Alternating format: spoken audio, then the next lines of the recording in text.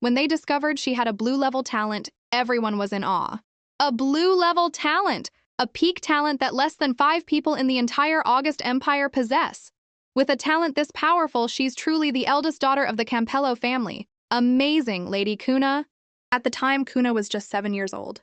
Aben, seeing this, proudly ruffled her hair and said, "Kuna, my daughter." Seeing her father approach, Kuna replied joyfully, "Father." Aben smiled and continued, "Your power will bring glory to the Campello family. Tell me, what will you do for our family?" 7-year-old Kuna had answered innocently, "For the glory of the Campello family, Kuna is willing to give everything." Remembering it now, Kuna thought to herself that the time to give everything had finally come. She was currently in the Campello family's dueling arena. A guard shouted, "Prisoner Kuna Campello, enter the arena." Even in shackles, Kuna's spirit was undiminished. The guard behind her shoved her, yelling, "Act like a criminal, will you? Get on your knees!" Kuna shot back angrily, "Don't touch me!" Then she turned to Aben, who was standing on the main platform. "I don't care what the others say, but father, do you not believe me either? I truly didn't harm the Imperial Prince. My magic just suddenly went out of control." Before Kuna could finish, Aben cut her off. "Silence. Kuna, how many more times will you disappoint me?" Kuna was at a loss for words. "It was just a small sparring match between our two nations, yet you used a magic potion to win, nearly starting a war and implicating the entire family. You are a criminal. If it weren't for your blue-level talent, I wouldn't have even bothered to show up today." Hearing this, Kuna asked in surprise, "What do you mean?" Aben continued, "His Majesty has shown mercy. He has agreed to let me use a secret art to transfer your blue-level talent to Mizeli and then exile you. This is our way of preserving hope for the Campello family." Mizeli added with a smirk, "Sister, this is all for the family." The surrounding crowd erupted in murmurs. Transfer a talent? Doesn't that mean Lady Kuna will become a cripple, unable to use magic? Another person scoffed, "Serves her right. She was always so arrogant. To think she was once a genius, only to fall this far." Someone next to them added, "A stupid genius, you mean? If she hadn't been caught using that potion, the Campello family wouldn't have been shunned by the royals. The Marquise is wise. Getting rid of her early will save the family from being dragged down with her. That's right, and her blue-level talent won't go to waste." Hearing these words, Kuna wondered, why? Why would father make such a cruel choice? Why do the people who used to flatter me now have such ugly faces? They weren't like this before. The elders all said she would become the most elite mage in the August Empire. Could it be that all the special treatment she received in the past was just because of her blue-level talent? Even her father's love was a lie. Suddenly, Mizeli walked up to Kuna and curtsied. "Sister, please give your talent to me. I will become the Campello family's treasure in your place." Kuna shouted in fury, "You! What did you do?" Ever since the competition began, everything changed, she thought. The only one who benefits from all this is Mizeli. She must have done something behind the scenes. Mizeli sneered. "Looks like you're not as dumb as I thought." She leaned in and whispered, "That's right. I was the one who used the potion. Who told you to act so high and mighty your whole life just because of your talent? From this day on, that blue-level talent is mine. Ha ha." At that, Kuna lost all composure. She threw her entire body at Mizeli, screaming, "In your dream!" Mizeli feigned shock. The nearby guards quickly grabbed Kuna. "Restrain her!" Kuna continued to struggle. "I have to kill you!" A guard grunted. "We can't hold her, she's too strong. Use all your strength." "Let me go!" Kuna screamed. Mizeli turned to Aben. "Sister's lost her mind again. Father, you should come down and extract her talent before she kills herself." Hearing this, Aben commanded, "Mages, begin at once!" Suddenly, a system-like voice echoed in Kuna's mind. "Ding! You have activated the return system. When the host willingly gifts an item, they will receive a return multiplied by thousands, hundreds of thousands, or even more. Mission detected. Willingly gift the blue-level magic talent. Please complete the mission within 30 minutes. Return index 1010. A system? Kuna wondered. Is this some kind of dark magic someone cast on me? I can get benefits just by gifting items? Willingly gift my talent? No, never. I'd rather die than give my talent to someone else. But if I die, can I get revenge on them? On those liars, those wicked people?" With that thought, Kuna shouted, "Stop!" Mizeli wondered, what more could she possibly want to say at this point? Is she scared and begging for mercy? Kuna clenched her fists, made her decision, and declared, "I am the eldest daughter of the Campello family. I have enjoyed the family's best resources to get to where I am today. If the family wants it, then I will offer it willingly." Aben was surprised. A talent that is willingly offered is much easier for the successor to integrate with, compared to one that's forcibly extracted. though Kuna's body will become even weaker than an ordinary person's. Mages begin, Eben ordered. Suddenly, Mazelli spoke up. Father, let me. Willingly offering a talent is 100,000 times more painful than having it forcibly extracted. Since my sister is willing, I, as her younger sister, should lend a hand. With that, Mazelli immediately began the talent extraction magic. Kuna screamed in agony, "My talent! It's disappearing, piece by piece." As soon as Mazelli obtained the talent, she laughed triumphantly. Ha ha ha! A blue-level talent is truly extraordinary, so much stronger than my Cayenne level 1. Ha ha ha ha ha! With her talent completely drained, Kuna let out a soft groan and collapsed, unconscious. At the same time, the system announced, "Ding, mission complete." This return is multiplied by 100,000. Reward, gold-level talent, all-powerful mage, SSS rank mental power. Gold-level talent? Kuna thought hazily. In the entire August Empire, there's only one person with a gold-level talent. This is too exaggerated. It must be a hallucination before I die. This snow is a hallucination too. At that same moment, in another place, Ciro's eyes opened.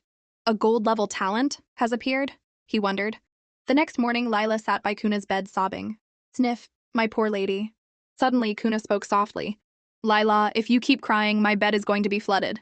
Lila's face lit up. My lady, you're finally awake. You were unconscious for a whole night. You scared me to death. Kuna sighed. I'm fine, aren't I? Help me up. Be careful, Lila said, her eyes still teary. Your body is still very weak. Lady Mazelli is so cruel. She wouldn't let me call a potion master, and she didn't even give us a bed, a mattress, or a pillow. Kuna looked around and frowned. Did father order me to stay here? Lila gave a forced smile. The master probably had to listen to the other family members. He had no choice. But I'm sure he's just pretending. After all, you're the eldest daughter he doted on the most. Hearing that, Kuna couldn't help but laugh. Doted on the most? Maybe before? But now that Mazelli has my talent, I'm afraid the family will never again favor a cripple like me. That reminded her. Right, my talent. When it was being extracted, I saw something about a system. Was that a hallucination, or was it real? Suddenly, the system's voice returned. System reward, gold-level talent, all-powerful mage, SSS rank mental power. The sound of the notification made Kuna slump over. Lila said worriedly, My lady, please don't be like this. Even if you're heartbroken, don't torture yourself. But Kuna just smiled. It's all right, Lila. I'm just overwhelmed with excitement. Magic talents are ranked from low to high: red, orange, yellow, green, cyan, blue, purple, and gold, she thought. My old blue talent was strong, but not exceptionally rare. Now I've skipped 2 levels to gold. In the last 600 years, the August Empire has only seen one powerhouse with a gold talent, the Holy Sun, Ciro. I got a great deal this time. On top of that, I'm now an all-powerful mage with SSS rank mental power. That means I can cast any elemental magic, and my casting speed will be much faster. Lila, Kuna said, bring me my magic staff. I need to test my current strength. Lila looked troubled. But Lady Mazelli said you no longer have a talent and probably won't be using a staff anymore. She took it for safekeeping. Kuna gave a cold smile. My family really thinks of everything for me. She grabbed Lila's hand and started running. Grab all our money. We're going shopping. Yes, my lady, Lila replied quickly. A short while later, the two of them reached the edge of the Campello family estate. Lila was still nagging. My lady, your body hasn't recovered yet. Please slow down. I told you, I'm fine, Kuna replied. Suddenly, a guard blocked their path. Halt! Eldest lady, the master has ordered that you are not to go out, to avoid bringing shame to the Campello family. The guard next to him added, I'm telling you, eldest lady, you should just obediently go back. Don't force us to get rough. After all, you're not the family's golden child anymore. Lila shouted angrily, Insolent! Even if she can't use magic, Lady Kuna is still the eldest daughter of the Campello family. How dare you speak to her like that? The first guard sneered and stepped forward threateningly. It's not like we can't let you out. It just depends on what price you're willing to pay. Don't come over here, Lila cried out in fear. Just then, Kuna extended her hand toward the guard. Instantly, she unleashed ice freeze. Whoa! The guard yelped in surprise. Seeing his partner retreat in pain, the other guard stammered. Isn't the eldest lady a fire mage? How can she control ice magic? Kuna replied angrily. It doesn't matter what magic I use. Killing the likes of you would take nothing more than a snap of my fingers. The two lowly guards turned and fled for their lives. Eldest lady, we were wrong.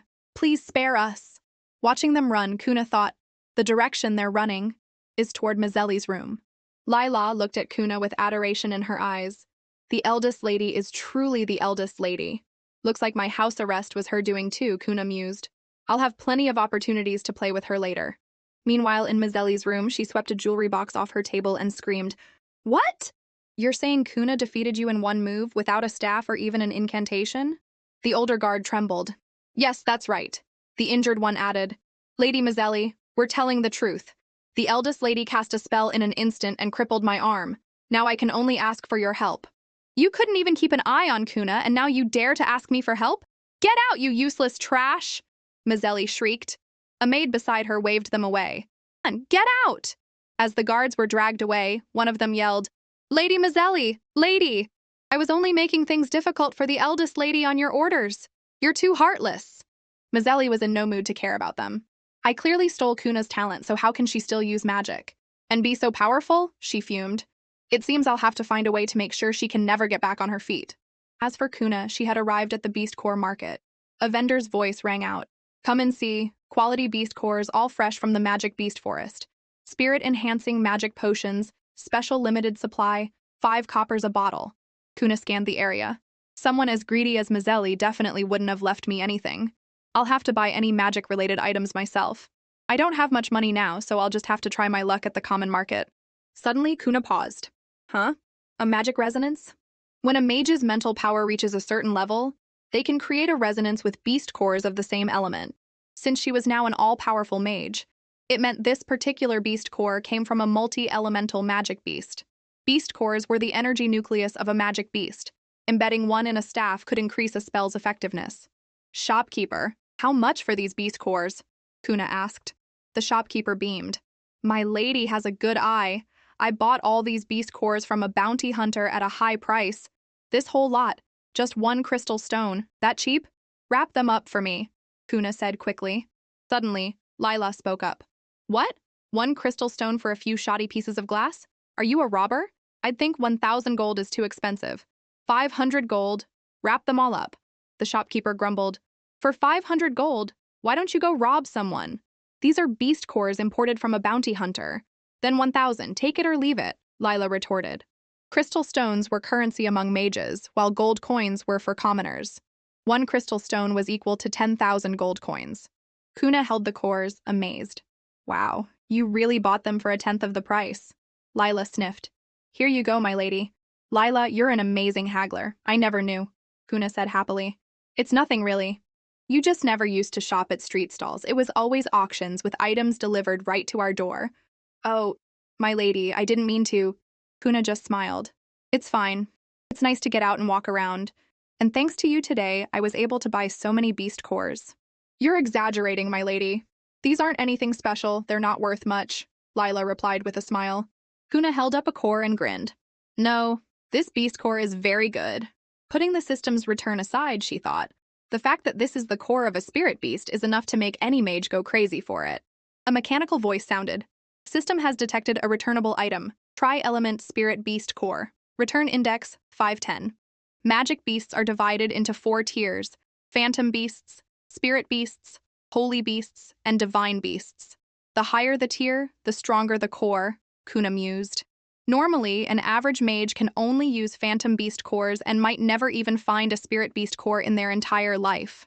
Even when the family valued me, I never got to use a single spirit beast core. Haha." Suddenly, something snatched the core from Kuna's hand. "Huh?" Caver held the beast core, his expression serious. "Has the great lady of the Campello family run out of gold? To think you'd come to a common market to buy junk. Don't buy this." "Caver," Kuna said, surprised. "Oh no, Caver and I have never gotten along. He's definitely here to cause trouble." Kuna snatched the core back and snapped, "I'll buy what I want. It may be trash to you, but I like it. This beast core is mine. It may look worthless now, but as soon as it's set in a magic staff, it'll shine and its value will multiply," she thought. Caver said, annoyed. "I told you not to buy it. Why would a great lady use such a terrible beast core? If you're short on gold, just tell me. I'll buy one for you." Kuna stared at him, bewildered. So you're not here to kick me while I'm down?" "What? Of course not. I wouldn't do something so shameless. It's true I always used to pick fights with you, but that was just because I couldn't stand your arrogance, and the Campello family spoiled you too much." Back then, Caver had thought, so what if she's a great mage? Power honed in a training yard can't compare to the skills I've earned fighting for my life in the magic beast forest. Kaver continued. But yesterday, I never expected you to willingly offer up your talent for the family. At that moment, Kuna had said forcefully, if the family wants to take it, then this talent, I offer it willingly. Kaver went on, no matter what, I could never match that courage. If it were me, I'd use magic to escape and live as an exile my whole life, rather than give my talent to those cowards. But you did it for the family. I truly admire you. From this day forward, I will protect you. Kuna could only reply, well, cousin, let's not talk about running away and all that. Suddenly, Kaver grabbed Kuna and started walking. Right, you're buying a beast core? You won't find anything good in a market. Come on, I'll take you to a magic shop. Lila waved her hands worriedly from the side. Young Master Kaver, don't be so rough with my lady. Inside the imperial palace, King Hugh asked with a smile, Marquis Campello, are you certain? You are truly willing to send the pearl of your family, Kuna Campello, to be married off to appease the Stan Empire's anger? Aben replied calmly, yes. My daughter Kuna injured the prince of the Stan Empire, causing this conflict. She wishes to bear the blame alone. Mizeli was right, Aben thought. If Kuna has become useless, we must wring out her last bit of value. Mizeli had told him, Father, she must hate the family right now. Keeping her in the August Empire will only lead to trouble sooner or later. Send her to the Stan Empire.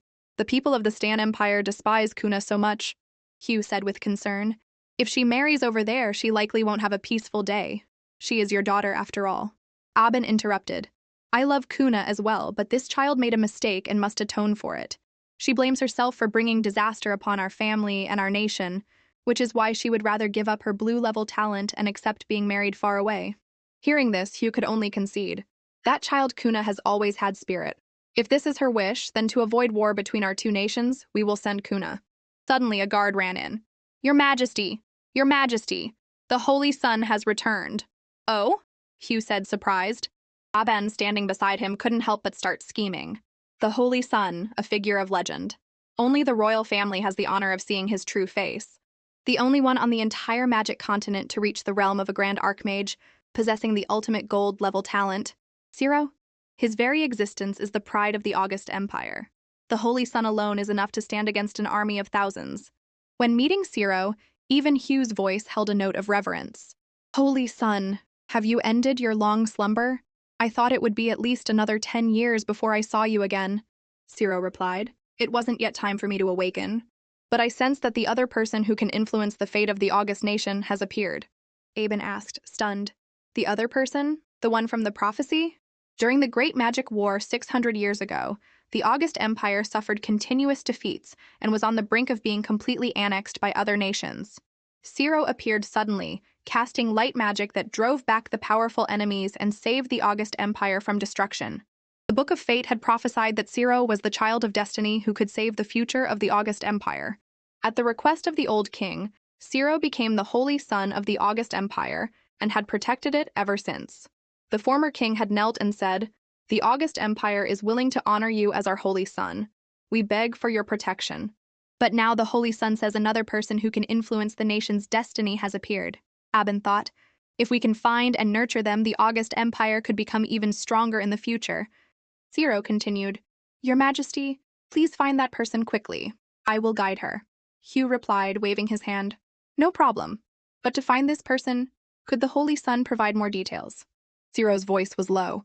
Yesterday, I detected her magic fluctuations suddenly appear to the southeast. Hugh said quickly. The southeast? Let me think. There haven't been any anomalies recently. Suddenly, Aben spoke up. Your Majesty, Lord Holy Sun, the Campello family estate is located southeast of the palace. Furthermore, yesterday my second daughter just inherited a talent. Could the person the Holy Sun speaks of be her? Aben wondered. The person of destiny? Could it be Mizeli? Only a genius with a gold-level talent could be linked to the nation's destiny, Zero thought.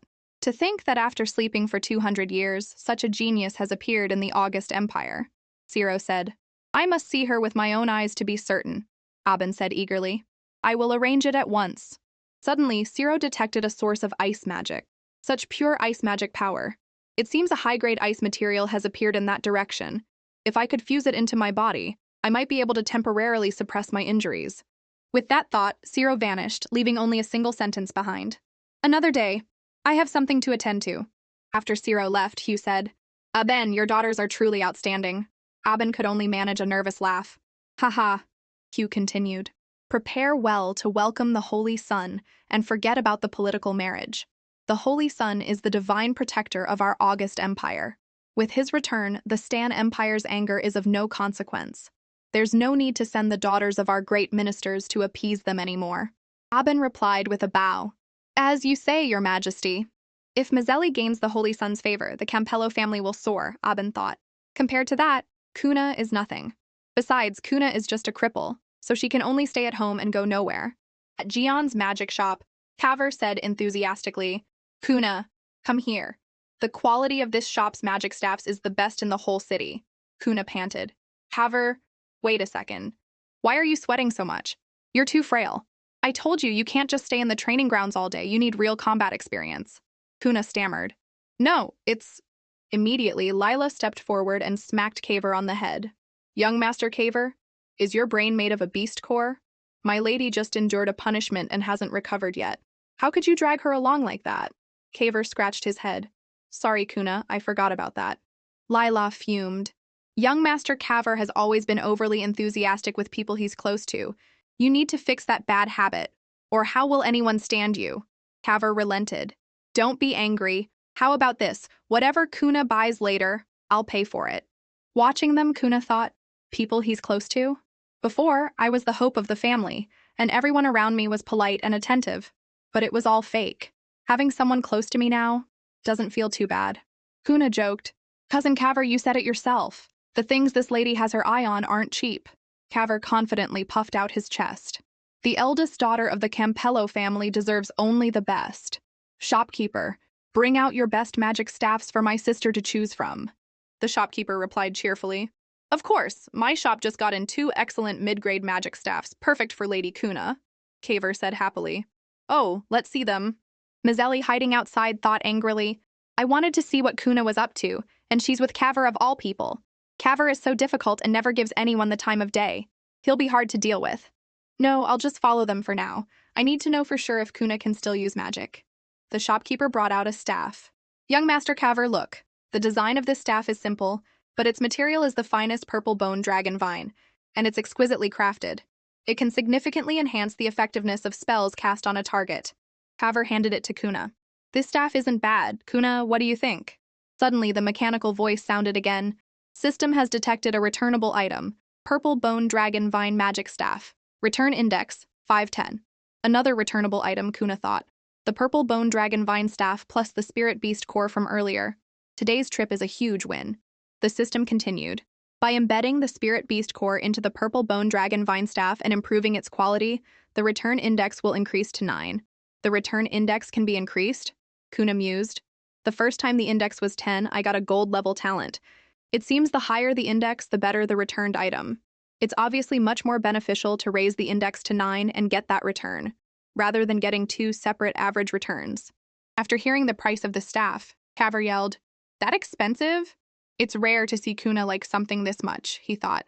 But this staff really is pricey. He sighed. "Wrap it up for me." At least it's durable and sturdy, Kaver thought. As long as we embed a decent phantom beast core in it, it'll perform exceptionally well. Suddenly, to Kaver's astonishment, Kuna took out the beast core she had just bought and embedded it into the staff. He shouted, "This is a sky-high-priced mid-grade magic staff. If you embed a good beast core, you might even be able to raise its quality. Kuna, you're using such a terrible beast core on it? What are you doing?" Kuna just waved her hand. "Kaver, don't get so worked up." Just then, a powerful surge of magic erupted from the staff. Kaver said, surprised. The shopkeeper was also stunned. Such powerful magic. This kind of power definitely can't come from a phantom beast core. Could it be that Lady Kuna used a rare, top-grade spirit beast core? My heavens, in all my years, I've only ever seen such a high-grade beast core in the hands of a magic master. Kaver looked at the magic. 3 colors representing 3 magic attributes. And this magic is faintly creating a connection with me. It's incredible. Kuna really found a treasure this time. The system's voice sounded again. Successfully embedded the spirit beast core, creating a high-grade tri-element magic staff of water, fire, and wind. Return index increased to 9. Kuna looked at the staff in her hand, thinking in amazement. It's a high-grade magic staff now. The return must be incredibly valuable. Could it be a divine grade staff? Caver laughed. Your luck is amazing to think you could buy a spirit beast core.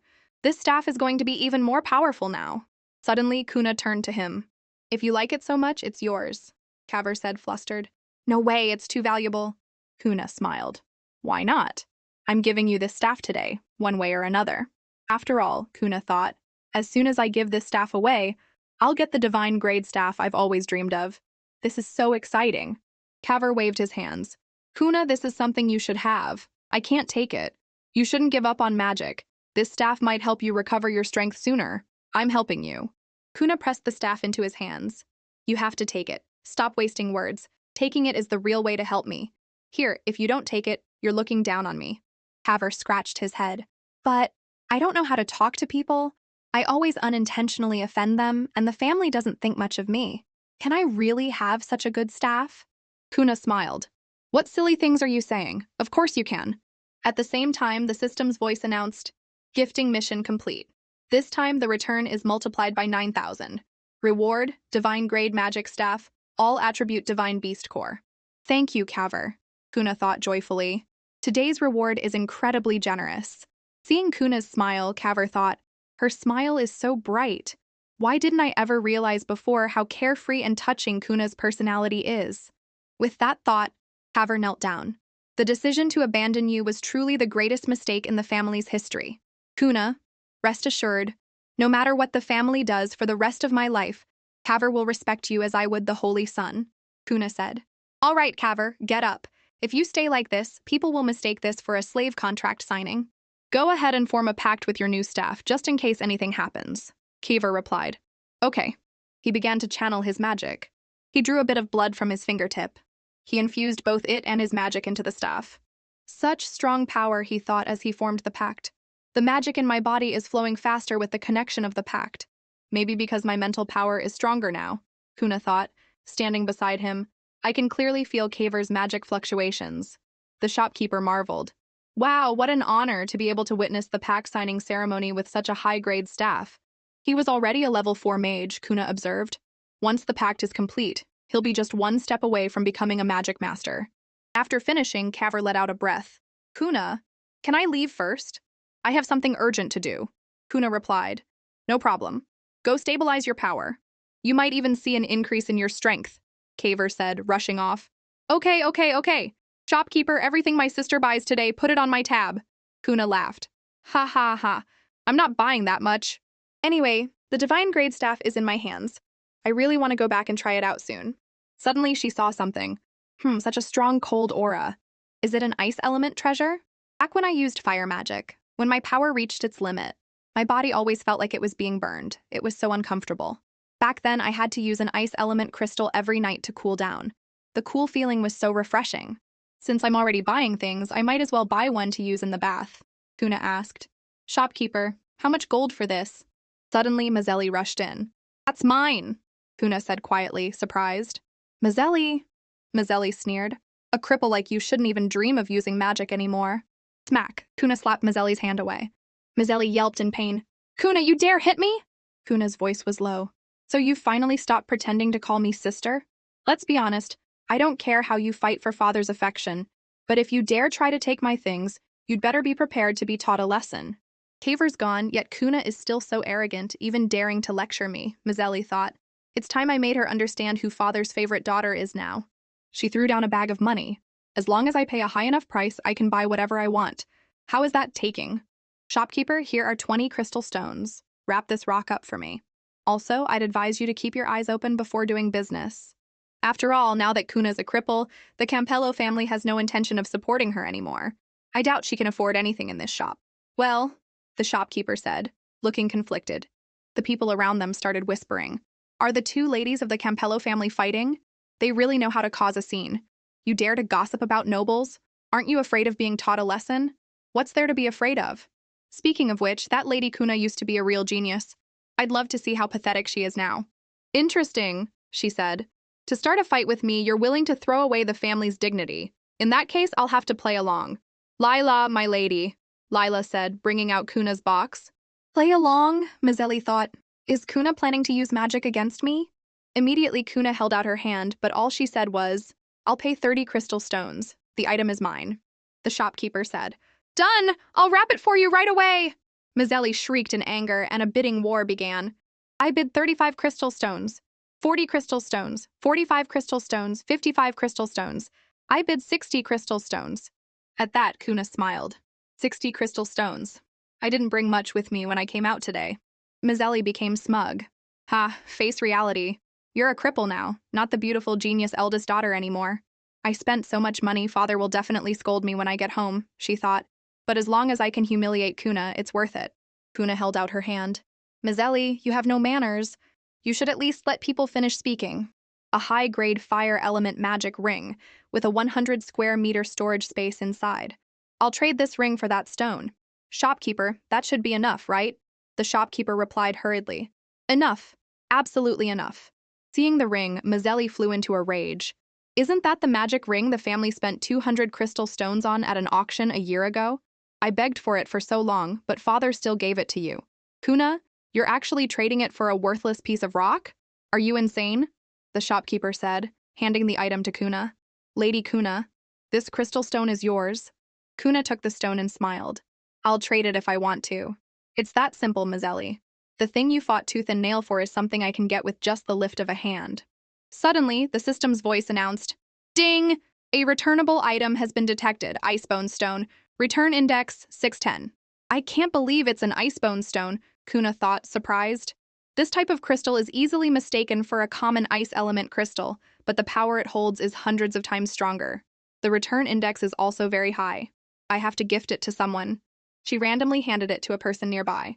I not only got it, but if I'm in a good mood, I'll give it to whoever I want. Here, take it. But after seeing the person's face, she thought, wait, this person? Oh no, I just handed it to him on a whim. His aura is so noble, he definitely won't accept my Icebone Stone. The system's voice sounded again. Ding! Mission complete. This return is multiplied by 6,000. Reward, 600 top-grade Icebone Stones. Ding! Mission failed, reward retracted. Kuna's eyes widened in shock. 6,000 Icebone Stones. She bowed her head and pleaded, I'm begging you, you must accept it. Ding! Mission complete, reward obtained. Zero took the stone. Thank you. This girl's attitude is a bit strange, he thought, but the pure, cold energy in this stone can indeed help soothe the injuries inside my body. He then offered Kuna a magic ring. This magic ring is named Audeli. I'm giving it to you as a gift in return. Remember to form a pact with your blood. Kuna waved her hands frantically. No, no need, I don't need it. Suddenly, a powerful surge of magic emanated from the ring. The power was so strong that even Mazelli had to shield her eyes. Ah, this is an ultimate grade magic ring, Kuna thought, observing it. Just getting close to it activated the magic in my body. As soon as she reached out her hand, the ring instantly claimed her as its owner. It was at that moment that Zero detected Kuna's talent. He wondered in surprise. The aura of a gold-level talent? He asked. Are you from the Campello family? Kuna replied. Yes, I am. It seems she is the one who can influence the future of the August Empire, Zero thought. Mazelli, standing to the side, wondered, which family's young master is this? To be so generous, I must find a way to get to know him. She squeezed between them and said, My lord, I happen to have an ice element crystal as well. Please allow me to present it to you. Zero flicked it away. Not needed. Mazelli gasped. Zero turned and walked away, but before he left, he said one more thing to Kuna. Take it, Audeli. We will meet again. Kuna wondered, was he talking to me? But I don't know him. A moment ago, I thought I felt a chaotic fire element magic power inside his body. In that situation, a normal person would have been in unbearable pain long ago, yet he seemed completely unfazed. It must have been my imagination, right? Mazelli had also noticed the ring on Kuna's hand. That magic ring looks incredibly valuable. Why should Kuna get all the good things? It seems the only way is to have father step in and punish her severely. In Kuna's room at the Campello estate, Lila said with a smile, My lady, we're finally home. You must be very tired. Would you like some fruit or a soak in a hot bath? Kuna replied, No need, Lila. You've worked hard today too. Go get some rest. I want to be alone for a while. Yes, my lady, Lila said, closing the door as she left. Finally, I can take a look at the divine grade magic staff I was rewarded, Kuna thought. There were too many people on the way back, I didn't get a chance to look at it properly. I wonder what kind of terrifying power a divine grade staff combined with a divine beast core can unleash. It's as if the staff has become one with my own body. This feeling is truly magical. She recited an incantation, unleashing several spells. Ice freeze, meteor shower, earthen bind, turn stone to gold. After a series of moves, Kuna held the staff, thinking excitedly, instant casting. So this is the power of a divine grade staff? If anyone else knew, they wouldn't believe it. But unleashing so much magic at once is hard to control. I have to be careful not to lose control. Retract! She waved the staff. Retract, huh? Why isn't it retracting? Kuna waved the staff more forcefully, then froze. Oh no, the magic is getting a little out of control. A force as strong as a hurricane blew Kuna away. Hearing the commotion, Lila ran in worriedly. Oh, my lady, my goodness, I'm fine, Kuna said with a strained smile. It was just a strange gust of wind that messed up the room. Haha. Lila looked up at the roof. It even blew the roof off? That excuse is a bit of a stretch, Kuna replied. Was it that obvious? Never mind, Lila said. I'll clean this up. My lady, please go to the living room. The master is looking for you. Father is looking for me, Kuna wondered. What is it this time? Did Mizeli get embarrassed and go tattling to him? In the Campello family living room, Mizeli was fuming.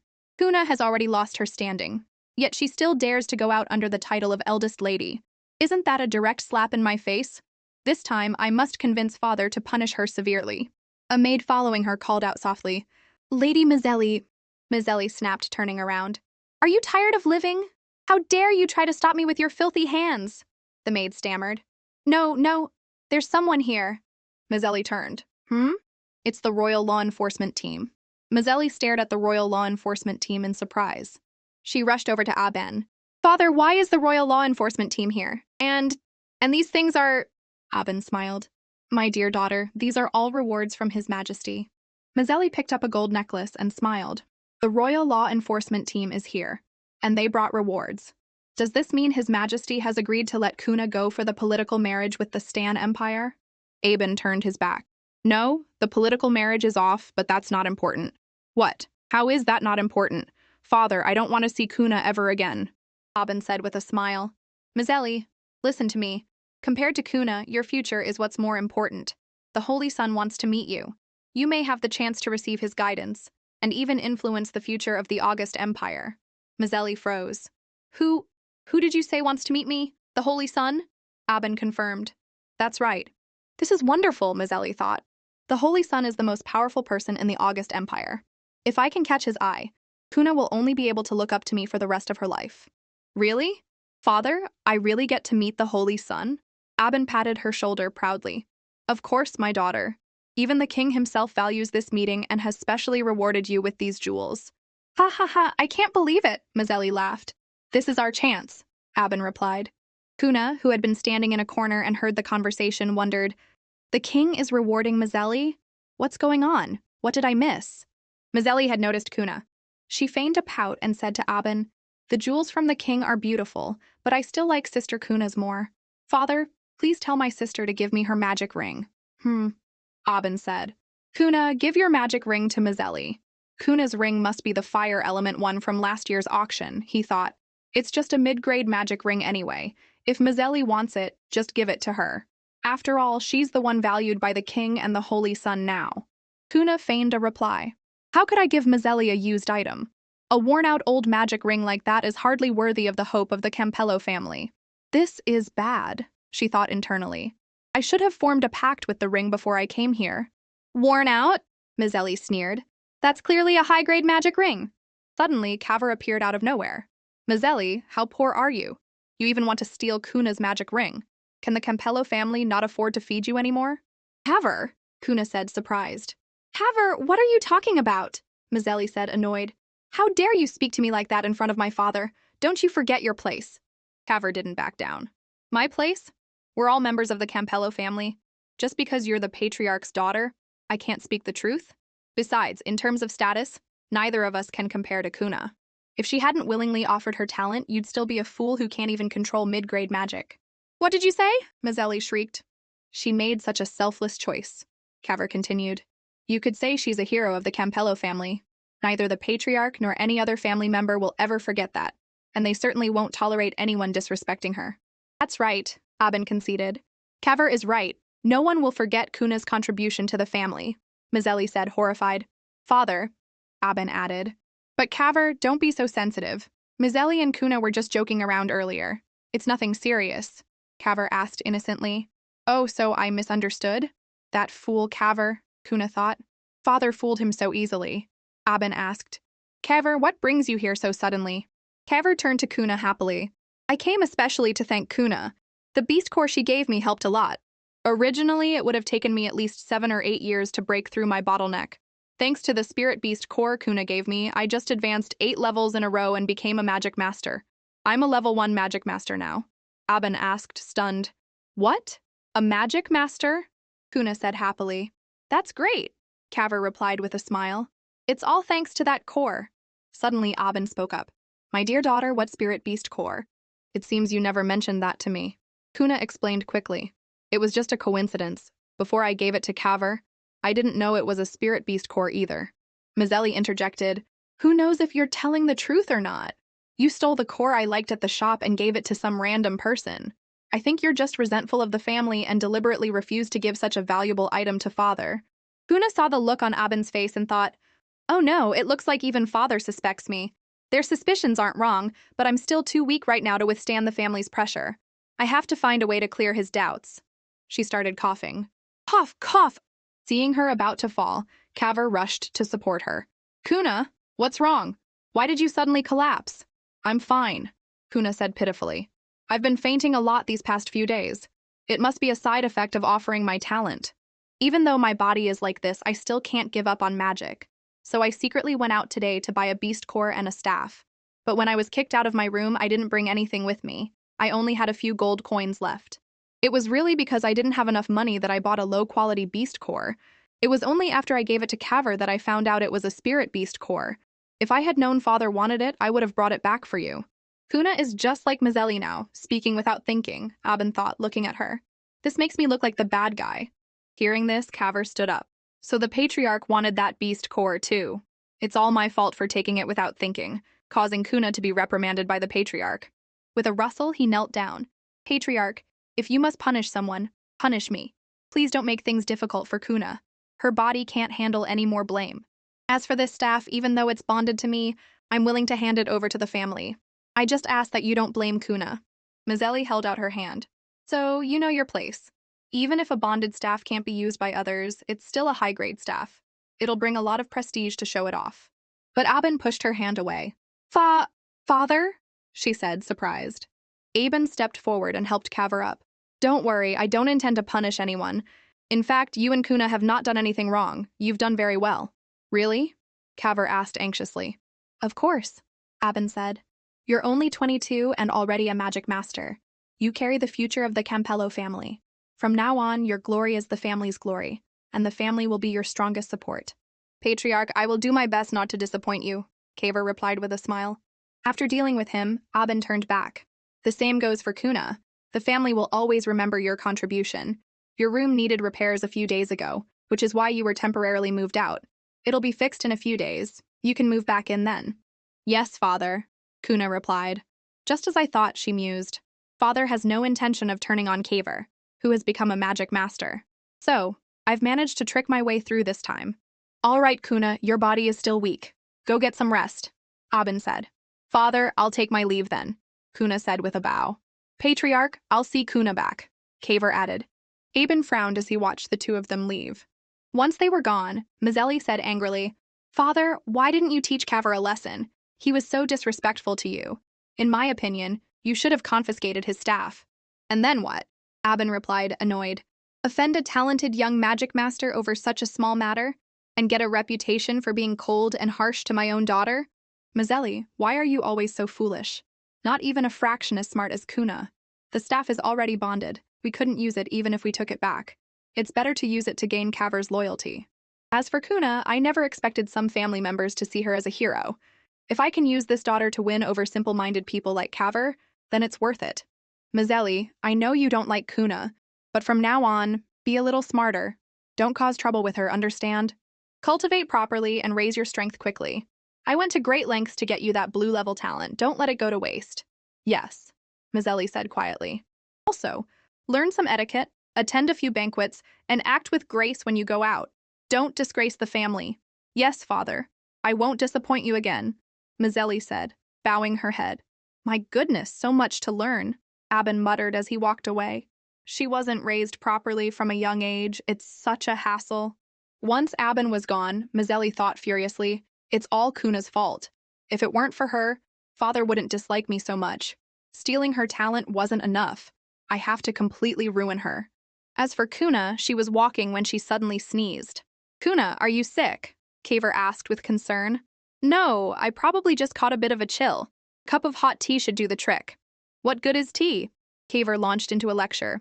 I think you're weak because you don't exercise enough. From now on, I'll be your training partner and help you build up your strength.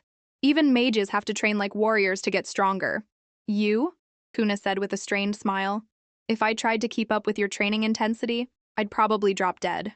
Suddenly, Kuna heard a rustling sound. There's a noise in the bushes. Is it a stray cat? She said, turning. What is it? Kaver asked. Suddenly, something darted past Kuna. Seeing the person clearly, Kuna wondered, a child? Since when did we have such a frail-looking child in the family? Asa, why are you here? Kaver asked loudly. What are you doing hiding in the bushes? Shouldn't you be taking care of your mother? Asa didn't say a word and immediately turned to run. Kaver just let out a helpless ha! Kaver, who is that child? Kuna asked. Oh, Asa is the fourth uncle's illegitimate son. He was only brought to the family a few months ago. I don't know the specifics. I just heard his mother isn't well respected in noble circles. So fourth uncle never let the two of them appear at official occasions. He's still our cousin, though. Every time I see him in the garden, I try to talk to him, but he seems overly cautious and has never really said more than a few words to me. After hearing this, Kuna stroked her chin thoughtfully. Asa, he seems like a strange child. The next day, Lila looked at Kuna and said, The master was so quick to order us to move back into the manor. That's wonderful. See, my lady? I told you the master still cares for you in his heart. He cares? Kuna stroked her chin. Since my talent was taken, he hasn't visited me once, she thought with disdain. Now he's slowly putting on this act of a loving father. The concern is probably fake. Building up a kind fatherly image to win Kaver's loyalty is the real goal. Now that Mazelli is in power, who knows how many servants in the manor have been bought by her? If I want to practice magic in the future, I'll have to be careful to avoid their prying eyes. I'm tired, I want to rest for a bit, Kuna said, feigning weariness. Lila, have the others leave for now. Yes, my lady, Lila replied. Once the servants had left, Kuna looked at the item in her hand and said softly, Finally, I can examine this magic ring properly. She pressed a hand to her forehead. But it's strange. With my SSS rank mental power, I can't even determine its grade. Let's see what surprises you have in store for me. When she opened her eyes, Kuna found herself in a different space. After looking around, she stroked her chin and wondered, is this the space that comes with the magic ring? Normally, magic rings only have a storage function. A mage can't actually enter the space within the ring, she mused. But not only can this ring hold my entire body, the space inside is vast, like a miniature world. No, the magic aura here is even purer than in the real world. And these bottles of magic potions, they all look like the previous owner's painstaking work. Who was that person? To just give away such a precious magic ring? Kuna froze. Huh? A figure had appeared before her. It was a young man with golden eyes and silver hair. The moment she saw him, a gust of wind blew past. Kuna cried, shielding her eyes. When she opened them again, she thought in surprise, What? Where did that figure go? Was it a magical afterimage left by the previous owner? I've heard that magic power can condense into the owner's image, but is there really someone strong enough to do that? Suddenly, a voice rang out. Who is this thief? Kuna jumped. The voice outside continued to shout, Open your eyes and see! This isn't a place for you to mess around. Get down here! Kuna exited the space and called out, Lila, what's going on? Outside the room, Lila was holding a young boy by the collar. My lady, a little thief appeared out of nowhere. If I hadn't noticed him in time, he would have climbed into your room. I'm not a thief. I'm not. Asa struggled and protested. Hearing the familiar voice, Kuna called out, Asa! Lila, let him go. He's from the fourth uncle's family. Lila immediately let go. What? So he's a young master. Asa fell from a height, yelped, and landed face down. Once he sat up, Kuna approached him and asked, Asa, why are you here? I didn't know this was the young lady's room. I was just passing by, Asa stammered. If you don't tell the truth, then no matter what trouble you're in, I can't help you, Kuna said sternly. You know I want to ask for your help? Asa stuttered. Of course, Kuna replied calmly. This is the second time you've appeared in front of me. I'm not stupid. I know this is definitely not a coincidence. What should I do? Asa hesitated. I'm still not sure if I can convince this young lady. What if she's like everyone else, believes the rumors, and refuses to help me? But I'm out of time. My mother's health can't hold on much longer. No matter what, I have to try, even if it means giving up everything. After a moment of hesitation, he handed the object in his hand to Kuna. Seeing the crystal stone, she frowned. This is... A dialogue box appeared. Mission within 15 minutes. Deliver and activate the heavenly jade spirit crystal. Return index 810. Oh, Kuna said, then thought, a heavenly jade spirit crystal. This is a naturally formed high-grade water element crystal, a treasure that countless water mages would go crazy for, and Asa just wears it casually around his neck. Not only that, he's handing such a precious treasure to me. Isn't he testing my conscience? Eldest lady, Asa pleaded, I can sense that you are a kind person. This is the only valuable thing I have. Please take it. I will try to earn more wealth for you in the future. So please, can you help me save my mother? She has been sick for many days and still hasn't received any treatment. This child approached me just for his mother? Kuna thought, surprised. Why didn't you ask Haver for help? He's been good to you too. He's a broke ass, he can't help me, Asa said dismissively. Kuna chuckled. That's not wrong. Besides, Asa continued, people here already gossip about my mother behind her back. If they knew a young man was helping her, who knows what they would make up. Asa is so young, yet he's more thoughtful than many adults, Kuna thought happily. His mother is seriously ill. That's similar to what I went through when I was little. Back then, Kuna's mother was always coughing, cough, cough, cough, while Kuna would call out worriedly, Mother. Seeing her lost in thought, Asa grew anxious. She's not saying anything. Am I going to be rejected again? But my mother's illness can't be delayed any longer. As long as she can be cured, I can give up money, pride, anything. But what I have is so little. If there's anything else I can trade, I suppose it's only my life. With that, he dropped to his knees and begged. Lady Kuna, I'm begging you. I'll do anything you ask. As long as you're willing to save my mother, I swear I will be loyal to you forever and clear any obstacles in your path.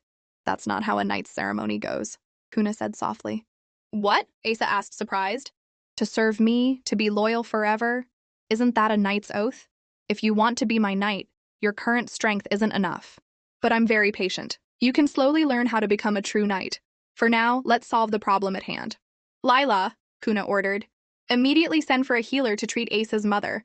Hiring a healer. Asa hesitated, but before he could finish, Lila had already bowed respectfully. Leave it to me. That's wonderful, Asa said, his eyes welling up with tears. With a healer, my mother will be saved. I never thought you would actually accept the plea of someone as lowly as me. I will definitely do my best to repay you. Kuna patted his shoulder. You're not lowly. The name Asa means God's grace. Your mother must love you very much to give you such a loving name.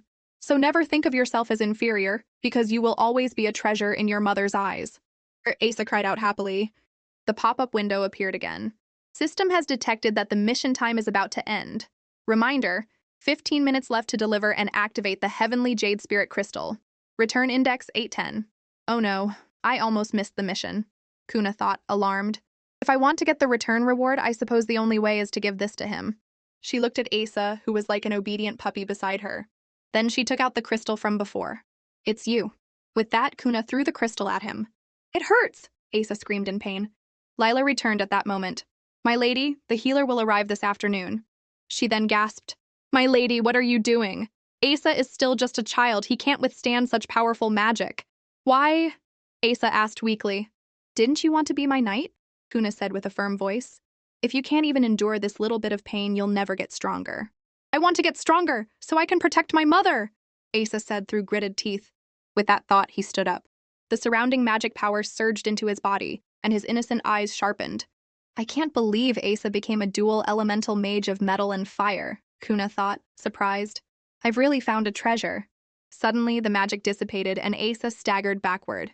Whoa, young master! Lila cried out worriedly. Kuna rushed to catch him. It's all right, she said softly. He just couldn't absorb so much magic at once. Let him rest for a bit. Phew, Lila sighed in relief. I knew you wouldn't be so heartless to this child. But if you care about him, why did you pretend to be so cold just now? You almost fooled me, too. I wasn't pretending to be cold, Kuna explained, supporting Asa. Oh, Lila said, surprised. I won't just accept anyone who wants to follow me out of pity, Kuna continued. Before I agree, I have to test their character. Otherwise, blind kindness will only bring disaster. The young lady seems to have changed somehow, Lila thought, looking at Kuna. But after everything she's been through, this change probably isn't a bad thing. The system announced, mission complete. This return is multiplied by 8,000. Reward, 1x Icewind Verger. I almost forgot about the return, Kuna cheered internally. She reached out to grab the Icewind Verger, but it dodged her and shrieked, "Ah!" Is this more of your magic, my lady? Lila asked, covering her ears. Yes, Kuna said softly. Lila, close the windows and don't let anyone get near here. Yes, of course, Lila replied. The Icewind Verger continued to scream and fly around wildly. Kuna raised her magic staff and frowned. Seriously, so noisy. Bind it. Ivy bind. Green vines shot out and quickly tied up the Icewind Verger. Seeing it whimpering on the ground, Kuna explained, This is an Icewind Verger, a treasure that's said to only exist in the legendary frozen lands. Judging by its size, it's at least 200 years old. It's a pity it's so noisy. Leaving it like this isn't a good idea. An idea struck her. That's right, I'll just put it there. At the same time, in the imperial palace of the August Empire, Ciro, the young man Kuna had seen in the magic ring space, was there. As if sensing something, he looked up and frowned. Adeli seems to be having a strange reaction. The thought had barely finished when Ciro entered the space. At the location of the reaction, he looked down and saw the Icewind Verger buried in the ground, its wide mouth still crying out. Ciro picked it up by the head. An Icewind Verger, such a rare magic ingredient. Where did she find it? And she specially put it in Audeli.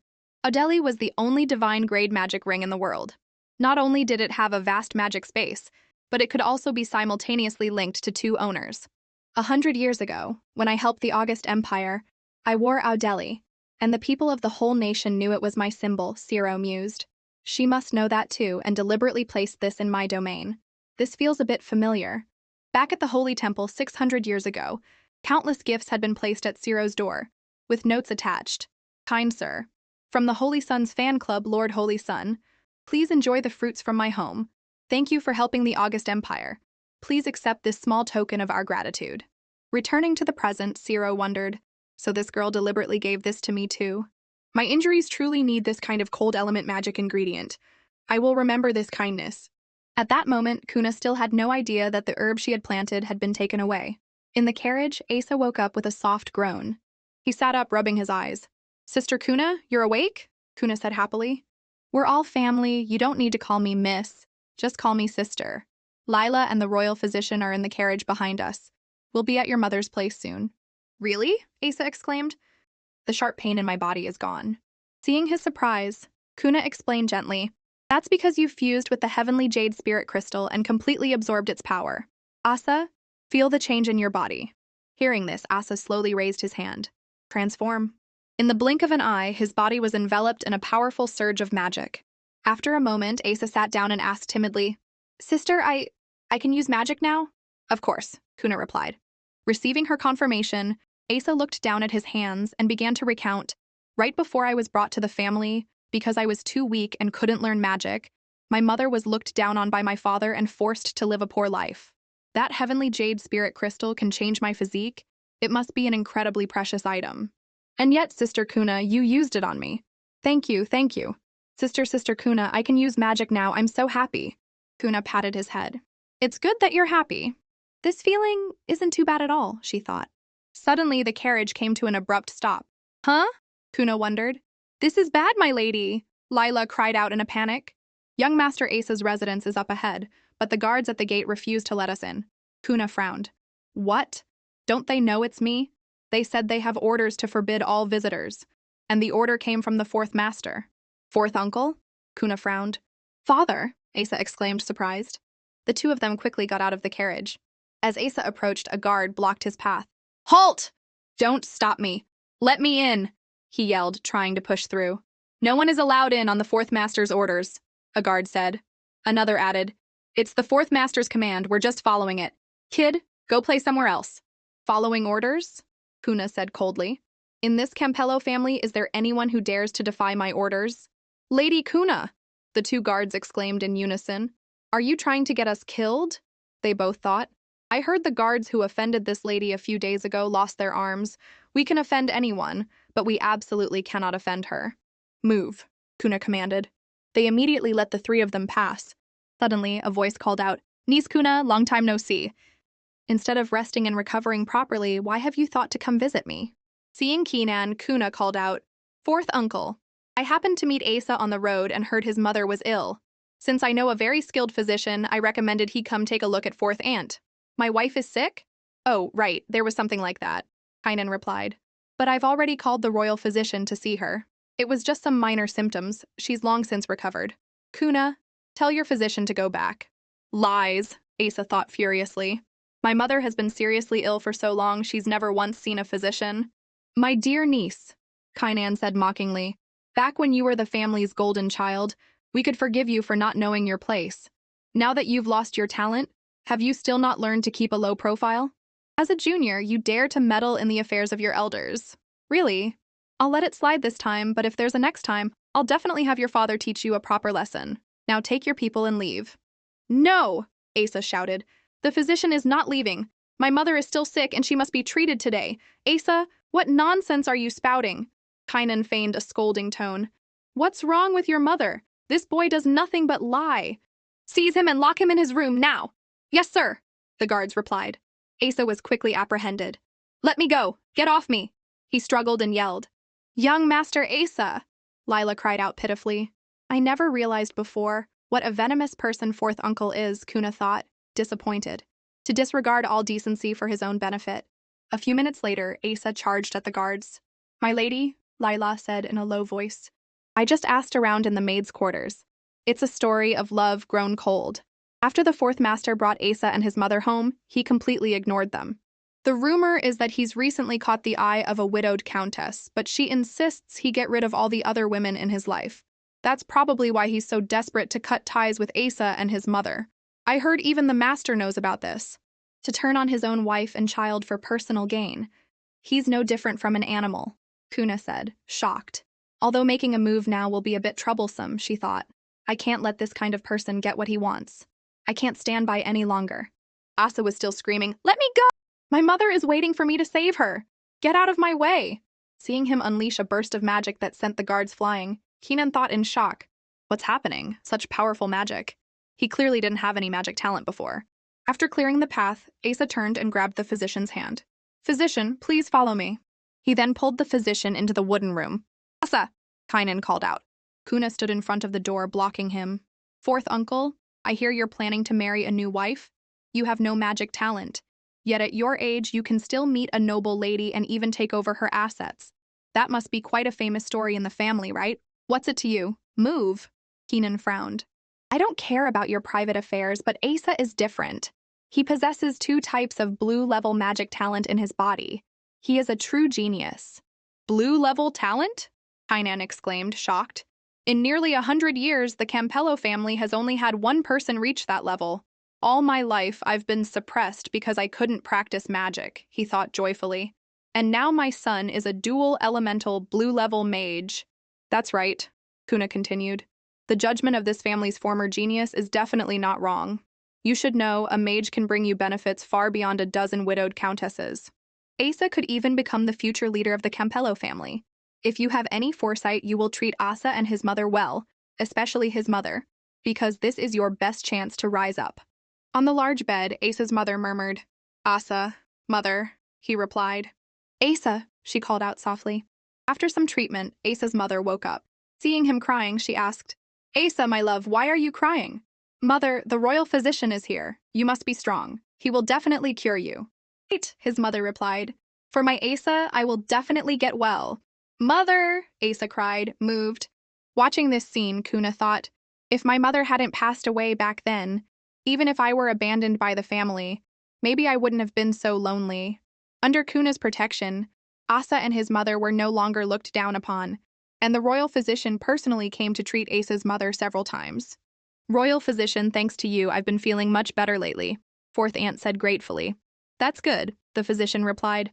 "Just continue to rest and recover carefully, and you'll be fully healed in no time."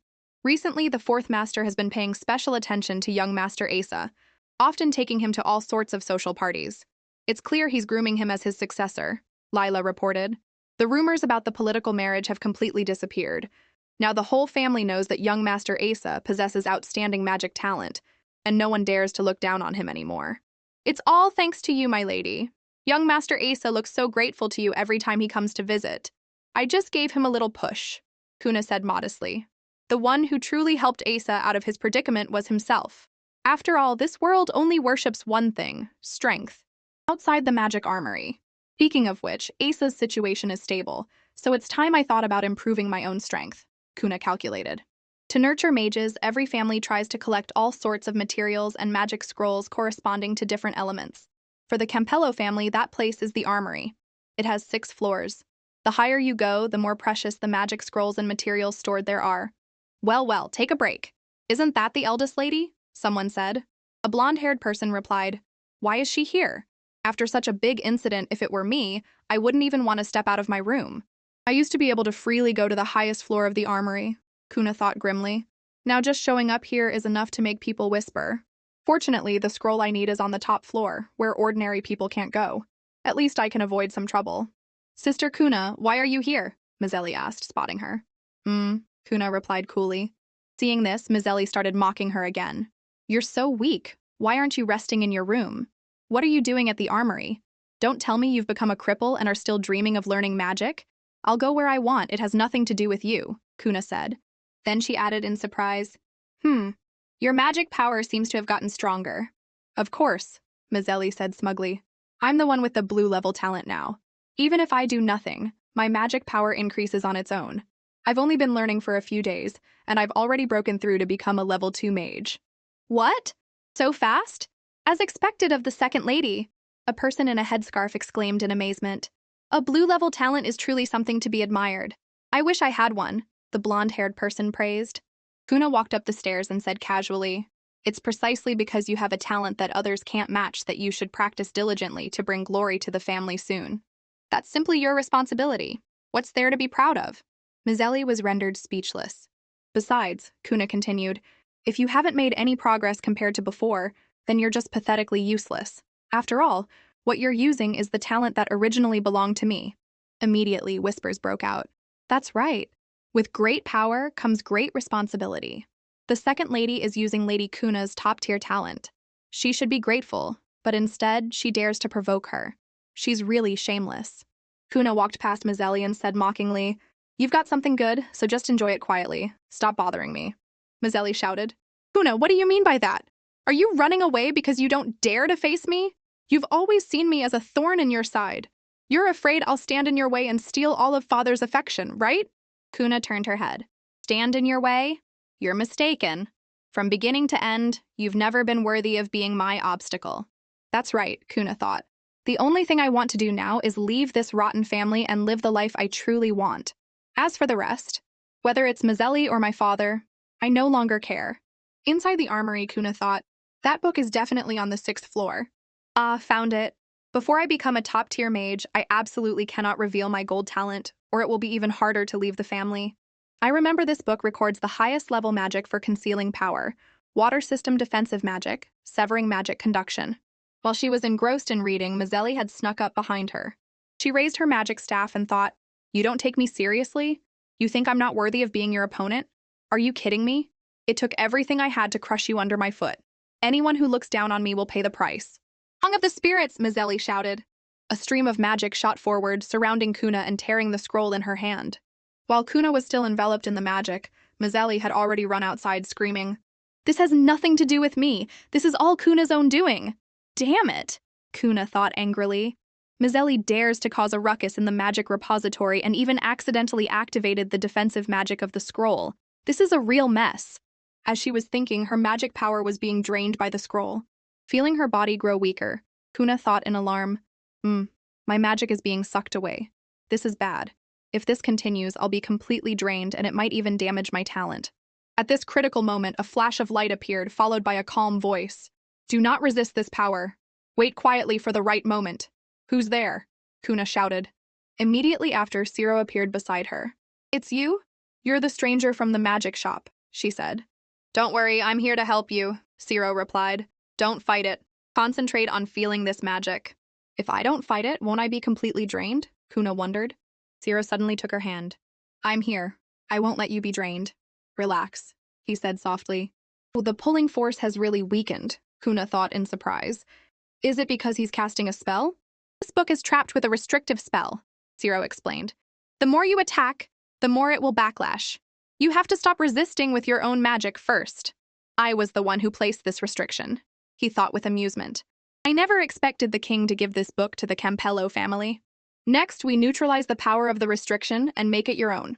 Okay, Kuna nodded. Seeing the effect, she thought in amazement. A torrent of magic power is pouring into my body, and my strength is soaring in an instant. Is this even possible?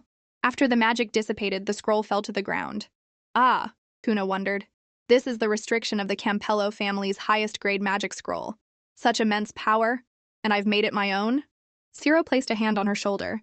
It's over, he said slowly. You've absorbed too much magic power. You'll feel a bit tired. Get some rest. Kuna said, surprised. The power this person just displayed is beyond my comprehension, she thought. Whether in the Empire or on the entire magic continent, someone with this level of strength is extremely rare. Such power, appearance, and aura. I can't think of a second person in the entire August Empire. Could he be? The Holy Sun, Kuna exclaimed. Zero nodded in approval. Not bad. Very sharp observation. So you're admitting it, Kuna said, surprised. You really are the Holy Sun. Why are you here? Then she remembered. Right. Father mentioned it a few days ago. He had told Mazzelli, the Holy Sun wants to meet you.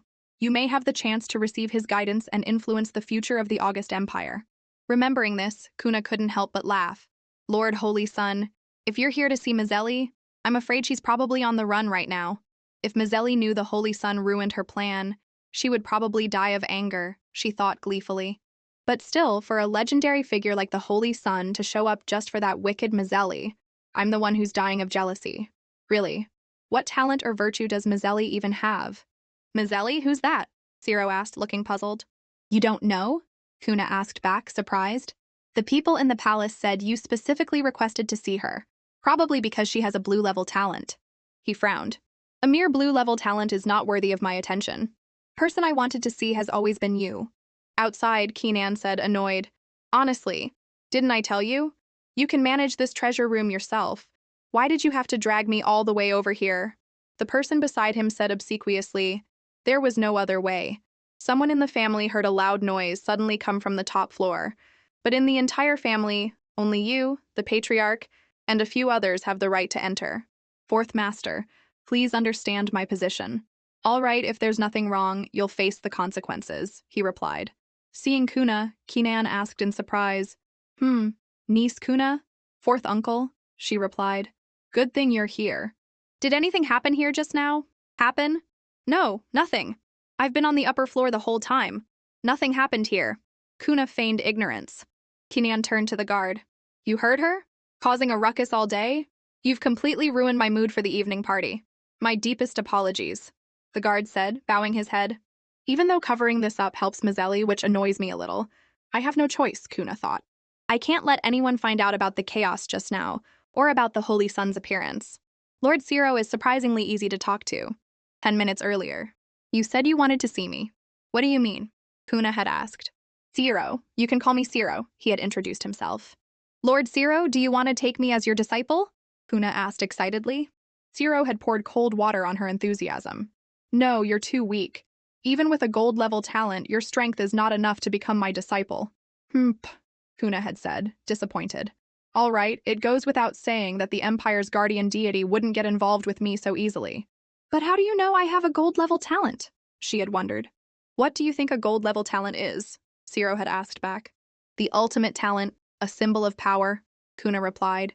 And the only divine grade reward so far with a return index of 10, she added silently. Throughout history, only 3 people on the entire magic continent had possessed a gold-level talent. 300 years ago, the one who destroyed an entire nation with a single sword, the first holy swordsman of the magic continent. The hot-tempered, mysterious witch of the deep forest, whose true identity remains unknown to this day.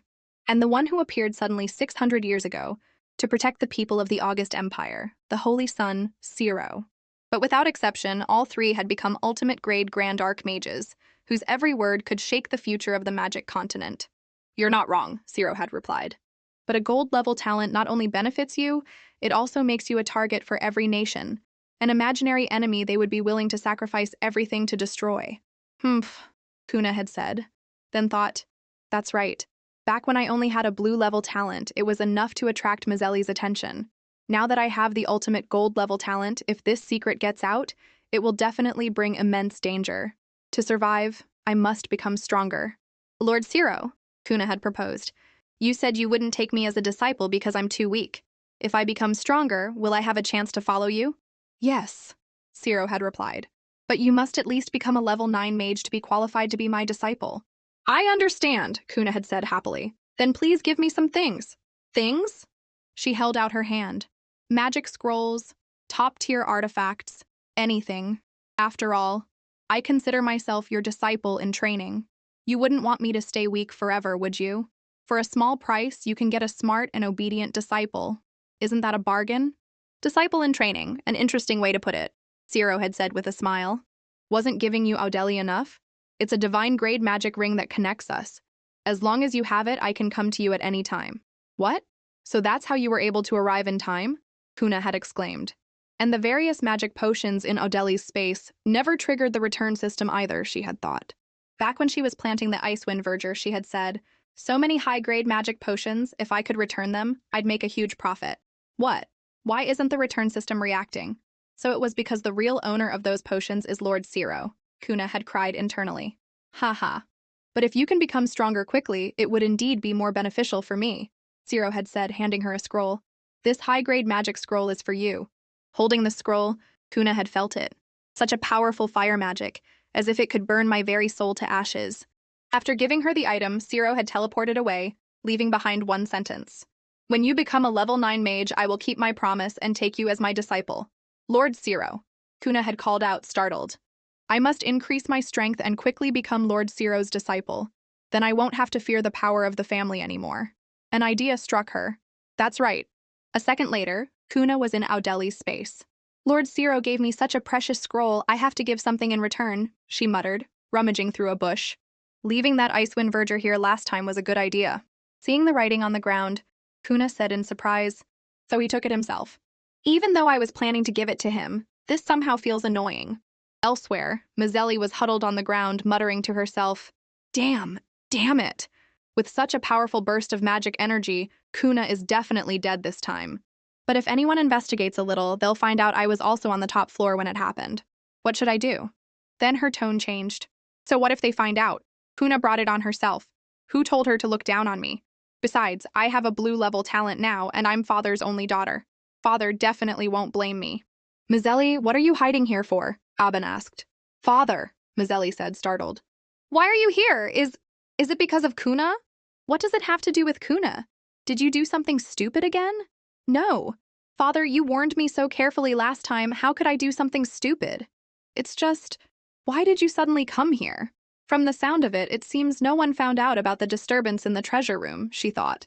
And Kuna is completely fine. What is going on? Aben turned around. Good that you didn't do anything stupid. Now fix your disheveled appearance and come with me to see your aunt. Aunt? You mean the only magic master in the Campello family? Mazelli asked, surprised. She's the strongest person in the entire Campello family, she thought. She often presides over major ceremonies at the royal palace and is highly valued by the king. If I can get her to teach me, my position in the family will become even more noble. A mere commoner like Kuna will no longer be qualified to compare with me. At the Campello family's martial arts training ground. Almost all the younger generation of the Campello family is here, Kuna thought, surprised. Kuna, Caver waved. Sister, Asa called out happily. Asa Caver, you're here too? She replied. Father insisted I come, Asa recounted. He said if I please my aunt, I might get a chance to go to the royal palace. But I've never met her. It feels so strange. I'd rather go back and practice magic. Don't go, Asa, Caver shouted. Once you meet her and see her strength, you'll be in awe of her. She's a magic master, a real magic master. There are only 10 in the entire August Empire, considered the strongest force in the empire. The strongest? Asa asked thoughtfully. That's right. It's a pity that 6 years ago, right after she advanced, she went to the royal palace to take up a position. You hadn't been brought to the family yet. Right. Kuna was still young then, too. You probably don't have a deep impression of her either, right? I remember she often traveled, so I only met her a few times, Kuna replied. In my memory, she rarely appeared in the family, she recalled. She was even called the family's black sheep by father for some reason, until she broke through and became a magic master. Only then did the family start to fawn over her. Right, I think her name is Seviara. Mizeli is here too? Although I don't want to make a big deal about her little trick in the armory, if you dare to mess with me, you have to be punished. This is a good place to test some magic. Mizeli was also thinking, Kuna wasn't hurt at all in such a dangerous situation and she even made it here. Damn it. She must be here for revenge to ruin my good fortune. I absolutely won't let her succeed today. Just then, Aben spoke up. Sorry to keep you all waiting. She's here, Mizeli thought. Whoa, Aver said, surprised. This must be the strongest expert in the Campello family, Kuna thought, looking at the woman walking in front. Fellow family members, greetings. I am Seviara, the woman said. Her whole body is brimming with explosive power, like a hunter always ready to pounce. Kuna continued her thought. So powerful. I can feel her immense strength with just a glance. Let's not waste time, Seviara said directly. Now let me test your strength. A test? Caver scratched his head. What's going on? Kuna wondered. Honestly, meeting here is quite strange, isn't it? Caver said. Aben was also quite surprised. Seviara, what are you talking about? Didn't we agree to have a brief meeting first and then discuss who to bring to the palace to work? What's there to discuss? I've already decided who to take, Seviara replied.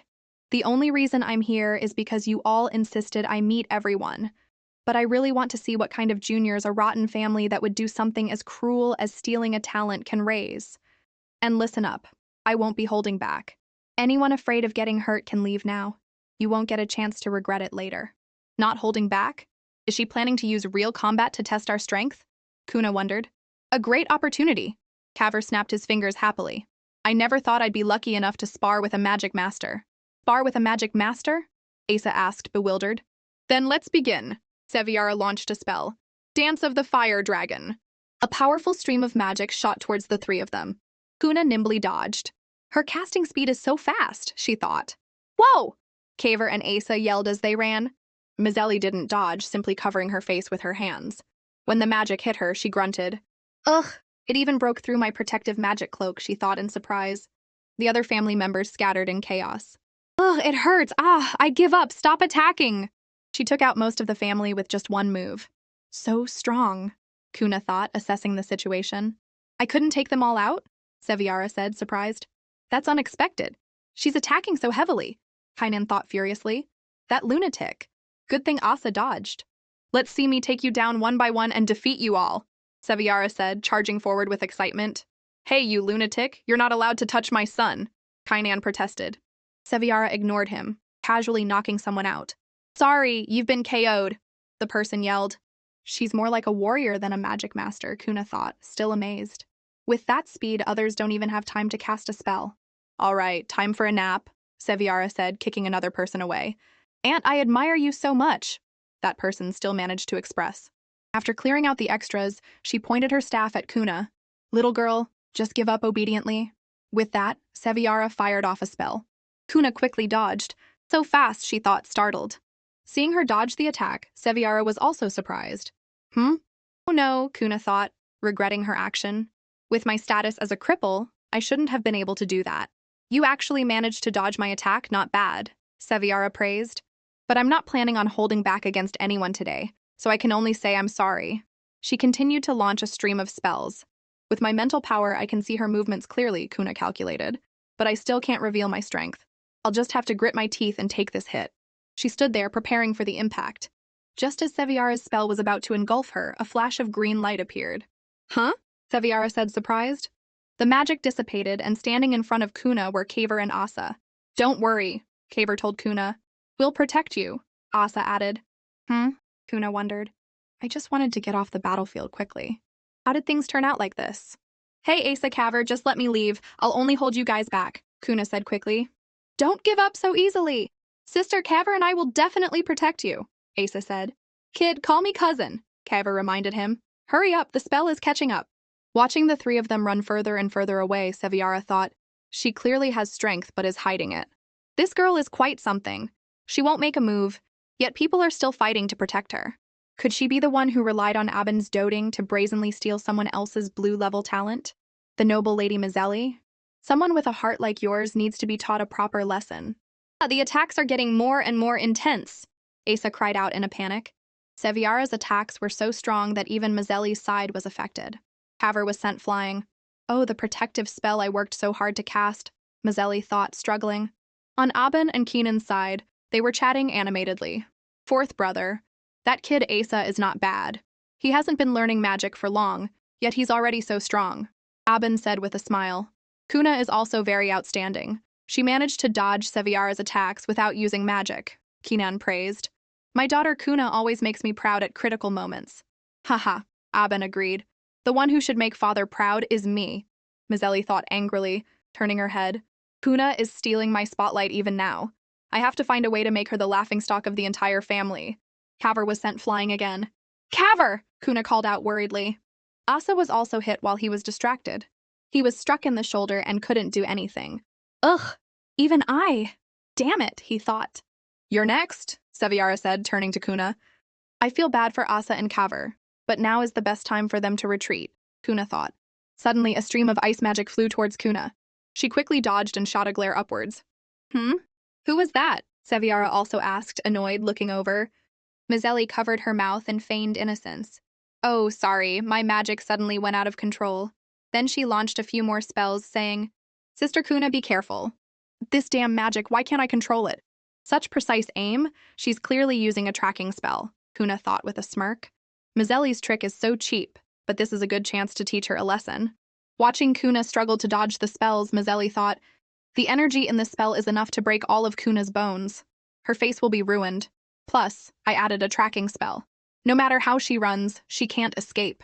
Suddenly, Mazelli's spell shot towards Seviara. When did she get over there? Mazelli thought, horrified. The ice magic enveloped Seviara.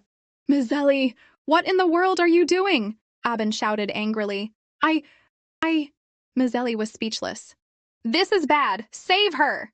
Caver rushed over. Asa cried out worriedly. Kuna stopped Asa. Don't worry. The strongest person in the Campello family won't go down that easily. Just as Kuna said, when the magic dissipated, Seviara's body was completely unharmed. She glared at Mazelli and said, Get out. Mazelli cried out in fear. What? I'm sorry, I didn't mean to hurt you, Aunt. My magic just went out of control. I swear, I really didn't have any bad intentions.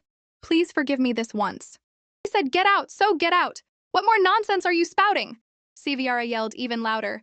You're not a child anymore, yet you can't even control your own power. With such pathetic abilities, you still dare to play these cheap tricks in front of me. If you don't get out now, I'll send you flying out myself. Mazelli was scolded into silence. Aunt, don't hit me! With that, she ran off. Mazelli has a lot of pride. After today, she probably won't show her face for a while, Kuna thought with a smile. Suddenly, Seviara turned to Kuna. You deliberately hid behind me just now, didn't you? You knew her spell was aimed at me and had a tracking spell on it, so you intentionally caused a conflict between us. Seviara let out a soft, "Humph." And while dealing with your opponent, you managed to hide yourself perfectly. Am I right? Oh no. She saw right through me, Kuna thought, exposed. Seviara, Aunt, you're overthinking it, Kuna said, backing away. I was really just too scared just now and accidentally hid next to you. Don't deny it, I've already figured it out, Seviara said, pointing her staff at Kuna. Let's do it again. This time you have to use all your strength. I can still beat you. Why is she so determined to beat me? Kuna wondered. Then let's continue, Abin said, raising his hand. Even though Mazelli made a mistake, Seviara seems to like Kuna a lot. It's fine to let Kuna play with her for a bit. No! Asa suddenly ran out. Asa? Kuna said, surprised. No! Asa continued. You're a magic master, but my sister can't even use magic. A confrontation like this is unfair. If you want to fight, I'll fight you in my sister's place. She can't use magic? Impossible, Seviara thought. During the few seconds I faced her, I clearly felt a very faint magic wave from her. That's right, Caver added. Kuna gave up her blue-level talent before, so now she's a normal person and can't use magic anymore. Blue-level talent. Kuna? You're the Kuna who was forced by the family to give up her talent? Seviara asked, bewildered. Kuna hummed in agreement. No wonder you could keep dodging my attacks without using magic, Seviara said with a laugh. Now everything makes sense. It's decided, Kuna. I'm taking you back to the palace with me. What? Everyone exclaimed in shock. Nonsense. Aben stepped forward. Kuna has no talent. Even if you take her to the palace, she won't be valued by His Majesty. It's better to choose someone else from the family. This is my spot. I'll take whoever I want, Seviara replied. Besides, what's so great about talent?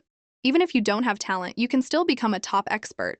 Coming from anyone else, that might just be empty talk, Kuna thought.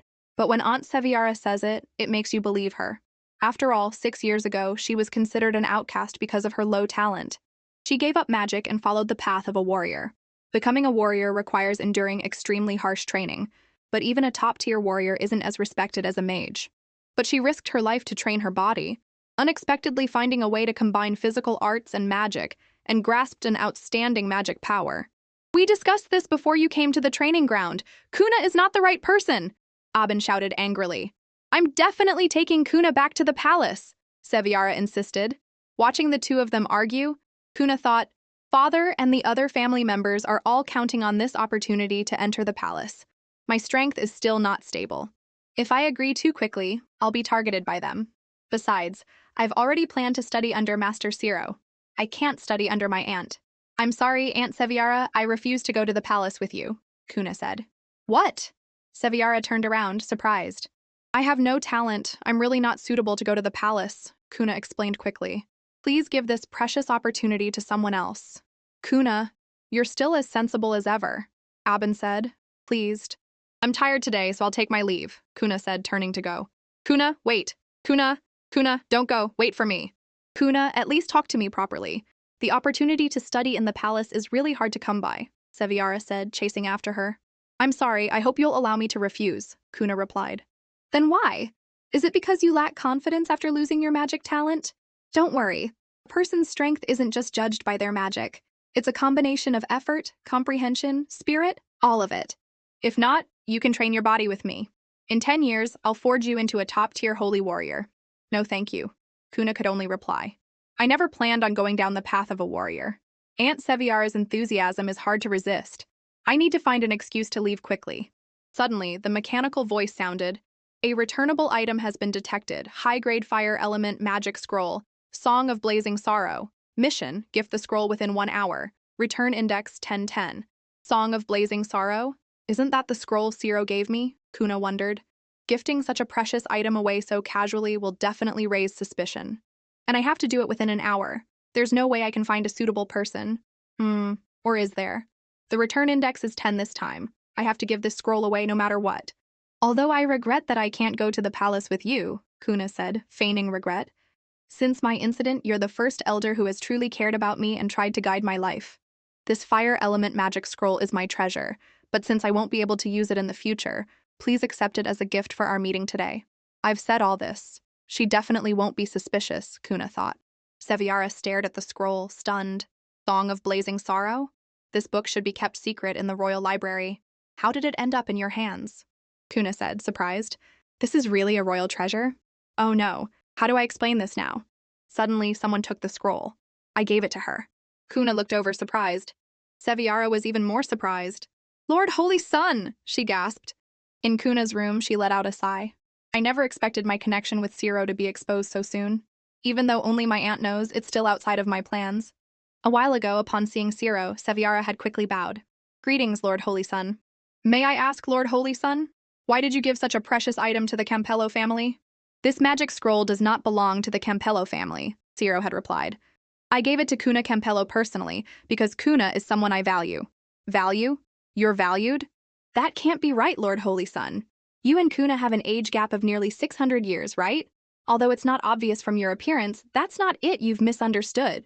Kuna had quickly explained. We don't have that kind of relationship. Ciro and I are... When she becomes strong enough, I will take her as my disciple, Ciro had stated. Take her as your disciple? Kuna mentioned this to me before I returned to the family, but I heard the Holy Sun only accepts disciples with a gold talent. Could it be that the person with the gold talent is Kuna? Does the family know about this? Kuna frowned. After having my talent taken once before, how could I let that happen again? If the family finds out I have a gold talent, the pain and torture, I absolutely don't want to go through that again. But now that my aunt knows, I have to convince her to keep it a secret for me. Seeing Kuna's silence, Seviara had come over to comfort her. Don't worry, I won't betray you. To be honest, I've disliked those old geezers in the family for a long time now, forcing the younger generation to offer up their talents. When she had heard the news, Seviara had been furious.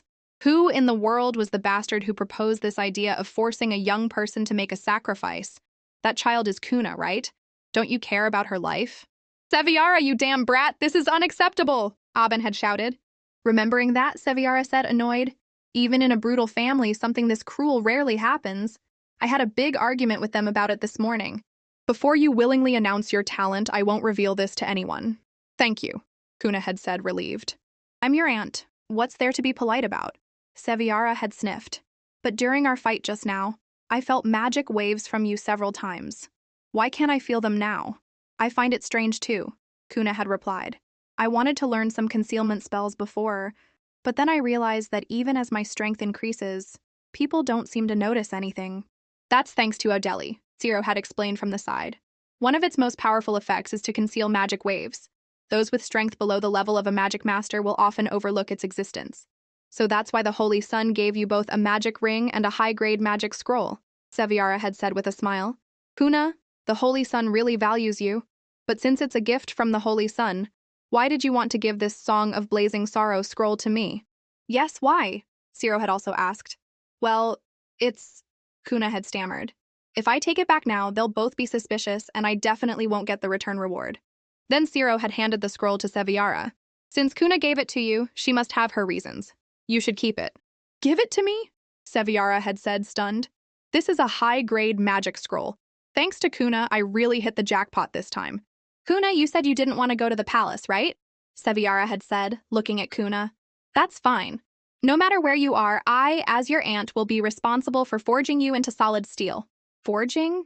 I'm not a warrior, Kuna had thought, breaking out in a cold sweat. I don't need anyone's guidance anyway. You should give up, Kuna had said as she walked away. Now Kuna looked at her reward and smiled. Well, at least the Song of Blazing Sorrow scroll has been sent off. Let's see what the return reward is this time. The system notification popped up. Return mission complete. This time, the return is multiplied by 100,000.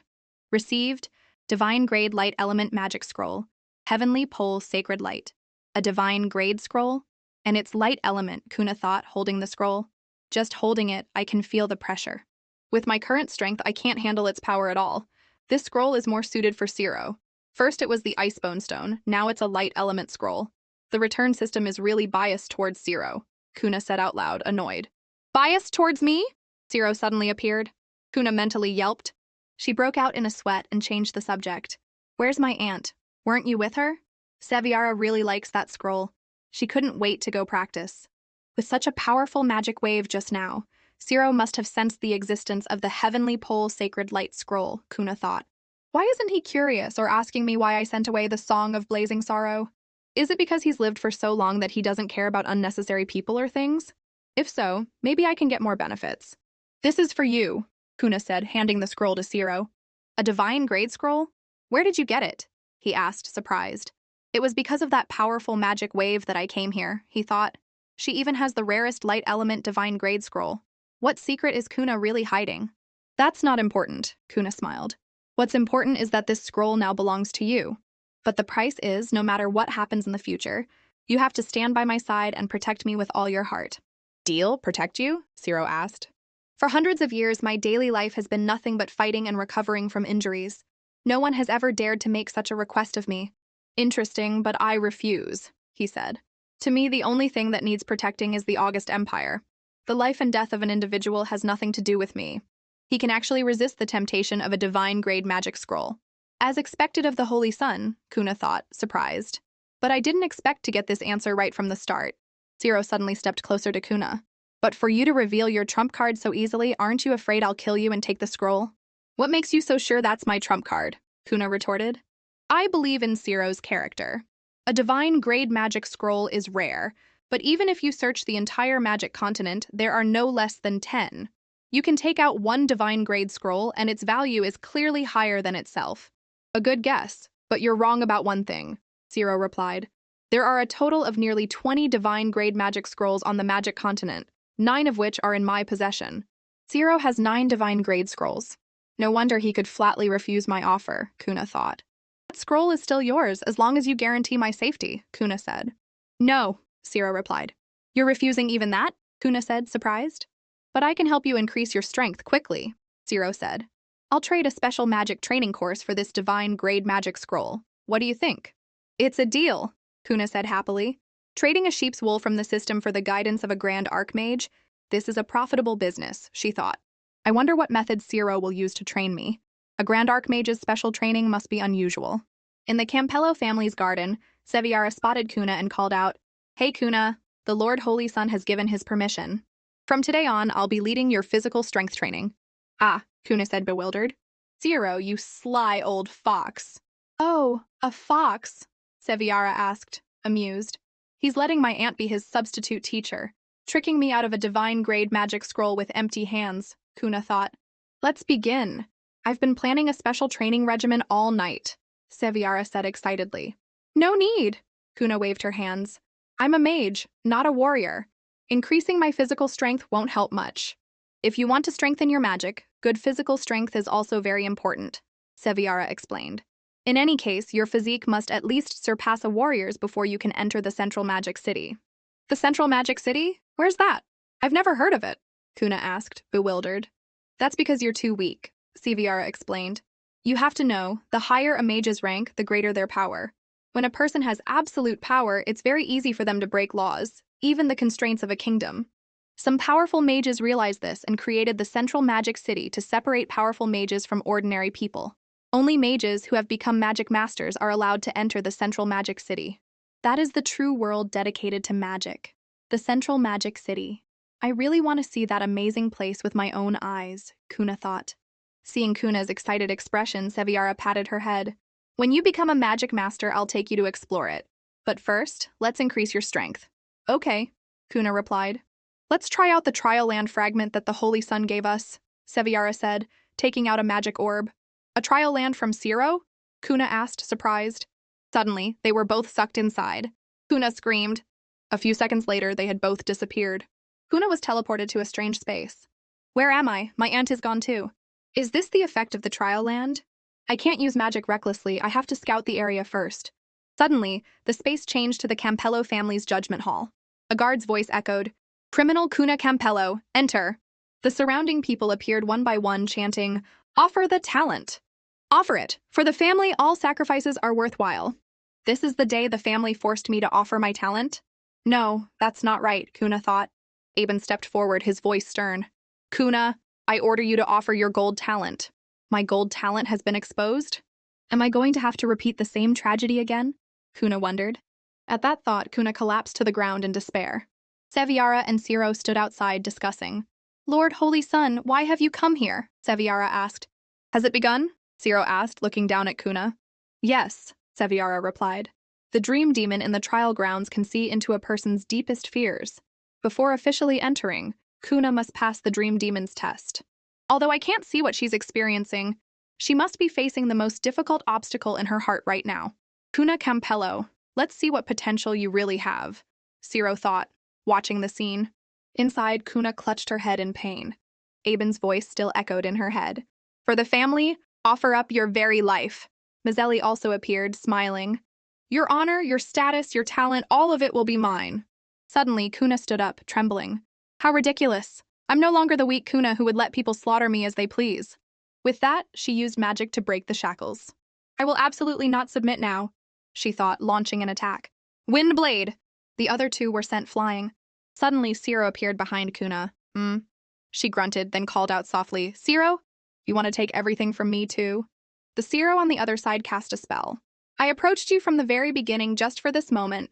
The gold talent and the return system, I'll take them all. Kuna screamed in pain as she was grabbed. Ah, it hurts so much. It's like a black power is tearing my flesh and bones apart. Why do I have to endure this pain? My family, everyone has betrayed me. Even Zero only wants my talent and my system. At this point, who can I trust? Kuna clutched her throat, coughing violently. Ugh! Ugh! Kuna! Seviara shouted from outside, seeing her condition. We have to get her out of the dream demon's nightmare as soon as possible, or her life will be in danger. But Zero stopped her. Lord Holy Sun? Seviara asked, bewildered. Don't worry, Zero said. With her potential, she won't fall in here. Ha, that's not right. Kuna thought. I've never told anyone about the system. How would he know? Besides, Zero already has a gold talent. Why would he want to steal mine? This makes no sense at all. I feel like I'm forgetting something very important. What is it? Remember. Fragments of memories flooded her mind from when Zero said, "But I can help you increase your strength quickly. I'll trade a special magic training course for this divine grade scroll. What do you think of this offer?" That's right. My aunt brought me into the trial land, Kuna thought. At that time, Seviara had taken out the magic orb and said, "Let's try out the trial land fragment that the Holy Sun gave us." Then this place must be an illusion, not reality at all, Kuna thought. She looked straight at the person in front of her and shouted, "You're not the real Zero either!" The person opposite her gradually lost Zero's appearance, revealing its true form. "Just as I thought," Kuna said. The creature then charged straight at Kuna. Kuna quickly jumped up to dodge. "It seems I've triggered the illusion's defense mechanism," she said, looking at the creature. "To get out of here, I have to deal with this copy first. Since it's modeled after Zero, it must have some of his real strength. In that case, I don't need to hold back anymore." Zero is the #1 expert in the August Empire, Kuna thought. Even if this copy only has 1/10 of his power, I can't be careless. But this move might be able to defeat it. She took out several icebone stones from her space. "All of these are top-grade icebone stones," Seviara said.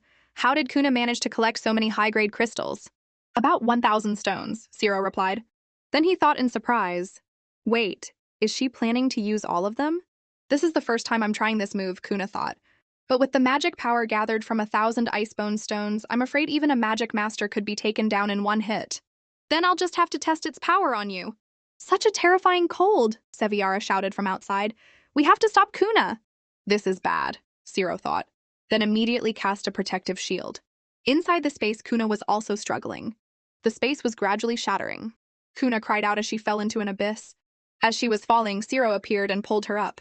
Kuna was held in Zero's arms and said softly, Then she shyly turned her face away. Seviara looked on from a distance and laughed. That was too much. If the Lord Holy Sun hadn't acted in time, the entire trial area would probably have collapsed. "Kuna, what did you see in the dream demon?" "Aunt, Zero, Kuna said, then quickly pushed Zero away. "So you were right beside me when I was in the illusion? To enter this trial area, you have to pass the dream demon's test, or you won't be able to deal with the dangers ahead. Your performance just now was not bad," Zero explained. He then cast a spell. "This is the real trial. I've always trained in a training yard. I've never trained in a place like this before. It's so new," Kuna said, looking at the scene before her. Seviara approached. "Next, we'll have a month to soak in this place. Fun, right?" Kuna said, but thought, "But being with my aunt, it feels complicated." Seviara created 2 shackles and cuffed Kuna's hands. "We have to prepare properly before starting the special training." "What is this?" Kuna asked, looking at the cuffs. "I can't feel my magic power anymore." "This magic tool works fast, doesn't it? It's really effective," Seviara said excitedly. She snapped her fingers. "Next, the special training begins." After Seviara's snap, 2 giant monsters, a wolf and an eagle, appeared. "Aunt, are you going to make me fight those 2 beasts alone?" Kuna asked, bewildered. "I just escaped from the dream demon. I don't have any strength left." "How could I?" Seviara replied. "I know that weak mages like you never train their bodies. A counterattack would be too much to ask." "Good. She's not that sadistic," Kuna thought. "But she's still releasing beasts to chase me." "First day of special training, survival is victory," Seviara continued.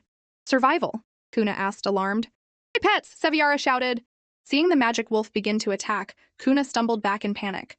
The fire eagle also swooped down to attack her. "This is training?" "This is just suicidal," Kuna thought as she ran. A short while later, the 2 monsters had lost track of Kuna. She hid behind a nearby tree, panting. "My stamina is draining too fast. No, I have to split their attention." Suddenly, the eagle dived towards her and Kuna quickly ran. She grabbed a handful of dirt and threw it at the magic wolf, making it howl.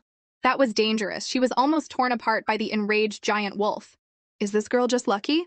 Seviara said, watching from the side. "Not necessarily luck," Zero replied. "If I'm not mistaken, her courage and adaptability are truly not to be underestimated." Kuna kicked the magic wolf's snout hard. "That much pain should be enough to enrage you," she said, quickly climbing onto its back and grabbing its horns. A beast is still a beast. A huge body means sacrificing some intelligence and agility. Anger is its weakness. The magic wolf roared in fury, feeling it was about to be controlled. A beast that has lost its reason is hard to control, Kuna thought, struggling. If only I could use my magic power. The ice element in the giant wolf's body is being activated, but my ability to control magic beasts hasn't been nullified. Could it be that Kuna's magic hasn't been completely sealed? Seviara wondered, also bewildered. After controlling the magic wolf, Kuna commanded, "Go!" The cuffs on her hands trembled continuously. The magic wolf charged at the fire eagle. Suddenly, Seviara appeared and recalled the two magic beasts into her space. "Retract!" "Aunt, did I pass today's training?" Kuna asked, turning to her. "Yes, you did," Seviara replied. "But your physique is still too weak. From tomorrow on, you have to come here to train every day. Understood?" "Yes! Aunt, how long do I have to train before I can defeat that wolf?" Kuna asked excitedly. "Ha ha, you've got spirit!" Seviara laughed, ruffling her hair. "Don't worry. By the time the training is over, you'll see it's not scary at all." In Kuna's bedroom, she rubbed her neck. "Ow, my neck is so sore. Becoming a warrior is really not easy. Maybe I should go to the armory and see if there are any magic tools that can help with the pain." "Follow me." Zero suddenly appeared. "Zero, why are you here?" Kuna asked, surprised. "Come here," Zero said, holding out his hand to Kuna. "Oh," Kuna said, seeing him use magic. After they teleported to another place, she asked, bewildered, "This is—" Zero used magic to open a door. "This is the royal library I established 600 years ago. It contains many precious books and magic scrolls, all my life's work." "The royal library? So we're in the royal palace right now? Why did you bring me here? Today when you were fighting the beasts, did you notice anything unusual?" "Unusual?" Kuna pondered. "That giant wolf had its ice element activated," Zero continued. "Your magic was clearly sealed, yet you were still able to mobilize a bit of power to control it. After Seviara and I checked, we ruled out the possibility of the magic tool being faulty. So there's only one remaining reason, and it's what I've been suspecting. The power you used was not your own magic, but the original power." "Original power?" I've never heard of that concept. Mages use their bodies as a medium, connecting to magic power through staffs, crystals, or other tools, Zero explained. But the core of magic power is the origin of this world. When a mage reaches a deep enough level of connection with magic power, they no longer need tools to summon the original power. He handed Kuna a record of ancient mages. "Could it be that the power I accidentally awakened during the test today was the original power?" Kuna said, taking the record. "That's right. You probably also know that above a grand archmage is a god. Once one becomes a god, every movement is enhanced by the original power. Divine power has no attributes. All power in the world can be controlled by it." "All power can be controlled?" Kuna said, surprised. "My all-elemental magic is the same. It can control almost any type of power. After becoming a grand archmage, I could once feel the connection between myself and the original power," Zero continued. "But after the Great War 600 years ago, that connection disappeared, and I couldn't see any chance of becoming a god. But today, in you, I once again saw hope. For Zero, who has been a grand archmage for a very long time, fame and status have long been unimportant," Kuna thought after hearing him. "For someone who has reached his level, the only thing left to pursue is becoming a god. You have a gold talent and are a multi-elemental mage, a combination unprecedented in history," she said. "When that time comes, maybe you will discover the secret to becoming a god and help me break through my bottleneck. During the day, my aunt will help me train my body. If possible, I'd like to come here every night to study magic. When her power is great enough, maybe all my speculations will be answered," Zero thought. That night, Kuna took out a scroll and began to read. Such a mindset and aptitude are truly rare. "I never thought I'd be so highly regarded by Zero," she thought as she read. "An all-elemental mage can cast all types of magic, but I'm still too weak now. The amount of power I can use is still very limited. When my strength is sufficient, maybe everything in the world can become a power in my hands." As expected of the Holy Sun's treasury, even a randomly chosen scroll is a high-grade one. I must seize this opportunity and grow quickly. The next morning, Kuna was still dozing off at the table. Suddenly, a stream of cleansing magic enveloped her, jolting her awake. "Heavenly light cleansing? Are you studying healing magic?" Zero said, walking up from behind. "Just a random look," Kuna replied. "It's already morning, isn't it? Let's go. Use your teleportation to take me back. I have to report to my aunt." "You give me orders quite naturally," Zero said. "How is that an order?" Kuna started to flatter him. "I'm just reasonably taking advantage of the Lord Holy Sun's light." Finally, Zero grabbed her wrist. "Let's go." A second later, they were back in Kuna's room. "Wow, this teleportation ability is really convenient. Can I learn it too? That way I can come to the library by myself." After all, Zero seems very busy, she thought.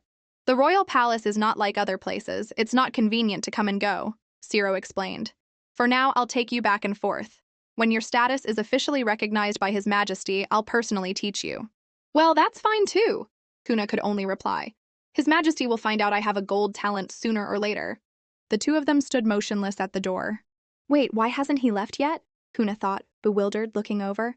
Oh no, I was so focused on the teleportation that I unconsciously held on and didn't let go. After letting go, Kuna blushed. Ahem, if there's nothing else, I'll be going. See you tonight. Kuna had already left, but Ciro stood there staring at his hand in a daze. Then he unconsciously smiled. A short while later, Kuna arrived at the training ground with Seviara. In the early stages of physical training, you must consciously avoid using magic, Seviara instructed. This pair of magic tools, although it can't completely suppress you, has more than just that one function. I'm ready, Aunt. Let them out, Kuna said resolutely. Let who out? You think we're still playing hide-and-seek with giant beasts today? Huh? Kuna said, bewildered. I've prepared a detailed and comprehensive wilderness training plan, Seviara said with a smile. Today's first item, weighted running. But I don't have any sandbags or anything like that. Didn't I just say? This pair of magic tools has other uses. She cast a spell on the cuffs, and suddenly Kuna felt heavier. It really did get heavier, she thought. Let's go. I'll be waiting for you at the finish line, Seviara said, cheerfully running off. Aunt is so fast, Kuna thought, struggling to keep up. I have to catch up quickly, huh. Meanwhile, Mazzelli was talking to Aben. This Seviara person is really too arrogant and arbitrary, Aben said, annoyed. His Majesty told her to bring one person into the royal palace, and she chose Kuna, who has no magic, and even said it's fine if she doesn't go to the palace. It's Kuna again, Mazzelli thought angrily. What does she have? I'm the one with the blue talent. Why was I kicked out of the training ground while she gets my aunt's favor? What is it based on? Mazzelli, do you know where you fall short of Kuna? Aben asked, looking at her. Father, I'm already a level 2 great mage, Mazzelli argued. I've worked many times harder than her, and I'm still not as good? Your mind is too chaotic, Aben shouted. I've already told you to study hard. With your current talent, reaching the top is only a matter of time. Yet you spend all your time doing foolish things. Mazzelli could only say. Stay in your room and study for the next few days, Aben said as he left. You are not to step out without my permission. I'll have someone bring you a few things later. Yes, father, Mazzelli said, bowing her head. Watching Aben's back as he left, Mazzelli thought, Kuna is like my inner demon. As long as she exists, I can't focus on my magic at all. I must find a way to make her disappear completely. In Mazzelli's bedroom, male servants presented her with magic potions. My lady, these are all the finest magic potions and mid-grade magic scrolls. The Patriarch has instructed you to study and train hard, and not to worry about other matters. Suddenly, Mazzelli slapped the servant who had just spoken. Are you mocking me? She said, kicking him to the ground in anger. I'm not. My lady, please spare me. I was just following the Patriarch's orders to pass on the message. My lady, the servant said in pain. You're all laughing at me, aren't you? Mazzelli shrieked. Father sent these things over just to warn me. He thinks I'm not as good as Kuna, and now even worthless ants like you dare to mock me. No, please don't. Spare us, my lady. Spare us. Help! The servants cried out, seeing her go mad. Meanwhile, Kuna had finally reached the finish line. Phew, phew, she panted. How do you feel? Do you feel the joy of physical training? Seviara asked, approaching. I'm indeed a little stronger than yesterday, and it doesn't seem as tiring as I thought, Kuna replied. I didn't sleep at all last night, and today I had high-intensity training. I thought I'd be exhausted. That's right, Seviara explained. As soon as you arrived today, I felt the Holy Sun's aura on you. He must have used a healing spell on you. Zero, Kuna said, surprised. He's not actually my teacher yet. A high and mighty Holy Son of the Empire paying attention to such small details? It feels so strange. I've never experienced this feeling before. Seeing Kuna's reaction, Seviara patted her head. It seems the Lord Holy Sun values a disciple in training like you quite a bit. Don't let him down. A disciple in training? Is that why he's paying special attention to me? I'll do my best. A few days later, at an auction. Please look up, everyone, the auctioneer announced. This is today's most outstanding item, a mid-grade magic scroll. As everyone knows, light element magic is extremely rare. Even though this scroll is only mid-grade, if you learn it, it will surely produce unexpected effects. Starting price is 500 crystal stones. I bid 600, someone immediately called out. 700 crystal stones, a bunch of commoners with no taste, Mazzelli said. I was planning to buy some treasures to increase my strength, but it's all just trash. Dare to call a light element scroll trash? This girl has a big mouth. Someone next to her sneered mockingly. I'd like to see who you really are. You're Lady Mazzelli Campello? I've seen you at a banquet hosted by the Campello family. So what? Mazzelli replied with a smile. Ha! I never thought it would be Lady Mazzelli. The surrounding people started to flatter her. Mazzelli turned around. It's just a mid-grade scroll. In our family, we just use them to prop up table legs. With that, Mazzelli left. Staying here any longer is just a waste of time. Wait a minute. Someone suddenly grabbed her hand. You're Lady Mazzelli Campello? Who are you? Mazzelli asked, confused. You don't need to know who I am, Lavinia said with a bow. You just need to know that I have a good item to give you. The auction just now was full of trash. How could you have anything good? Mazzelli sneered. An auction like this is not high level, Lavinia replied with a smile. The participants are all mages from common backgrounds, so of course there's nothing decent. But my item will surely satisfy you. Such strong magic fluctuations, Mazzelli marveled, looking at the magic scroll. Could it be a high-grade wood element magic scroll? I've never met you before. Why do you want to help me? What's your purpose? The whole city is buzzing with rumors that the Lord Holy Sun has returned to take on a disciple, Lavinia replied with a smile. And the person destined to be that disciple is you, Lady Mazzelli. Mazzelli remembered the past. I haven't told anyone about this, Mazzelli thought. Who did you hear that from? Father only said the Lord Holy Sun wanted to meet me. Could it be that the Lord Holy Sun has already secretly designated me as his disciple? My master wishes to befriend the Lord Holy Sun, Lavinia explained. He hopes to meet you, my lady, for tea and conversation. At that time, my master will give you both the answer you seek and the magic scroll. At Nightingale Manor, a voice suddenly rang out. Ivy, why did you send for me so urgently? Not urgent. Sit, Ivy said, turning around. Everything on this table is from my collection of many years, all items with extreme cold yin energy, very beneficial for your recovery. She tapped the table. Ciro, you've been asleep for 600 years. Have you forgotten this old friend? Ivy added. I am Ivy World, the witch of the deep forest. As soon as I heard you had woken up, I immediately brought these treasures over. But I waited and never saw you, so I had to send for you myself. I woke up this time for a different reason, Ciro replied.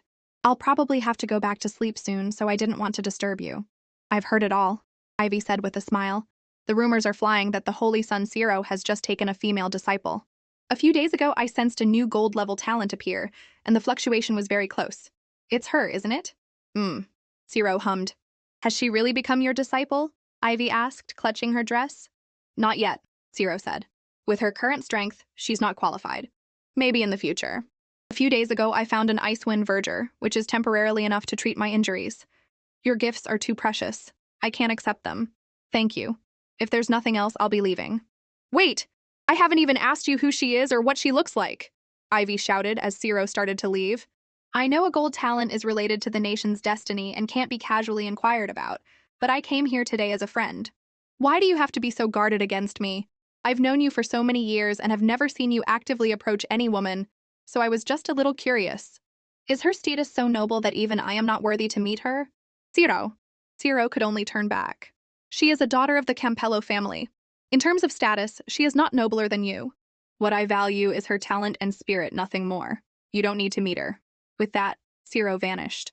Ah, Ivy said, annoyed. She swept the magic potions off the table. Damn it! Why won't you even say a few more words to me?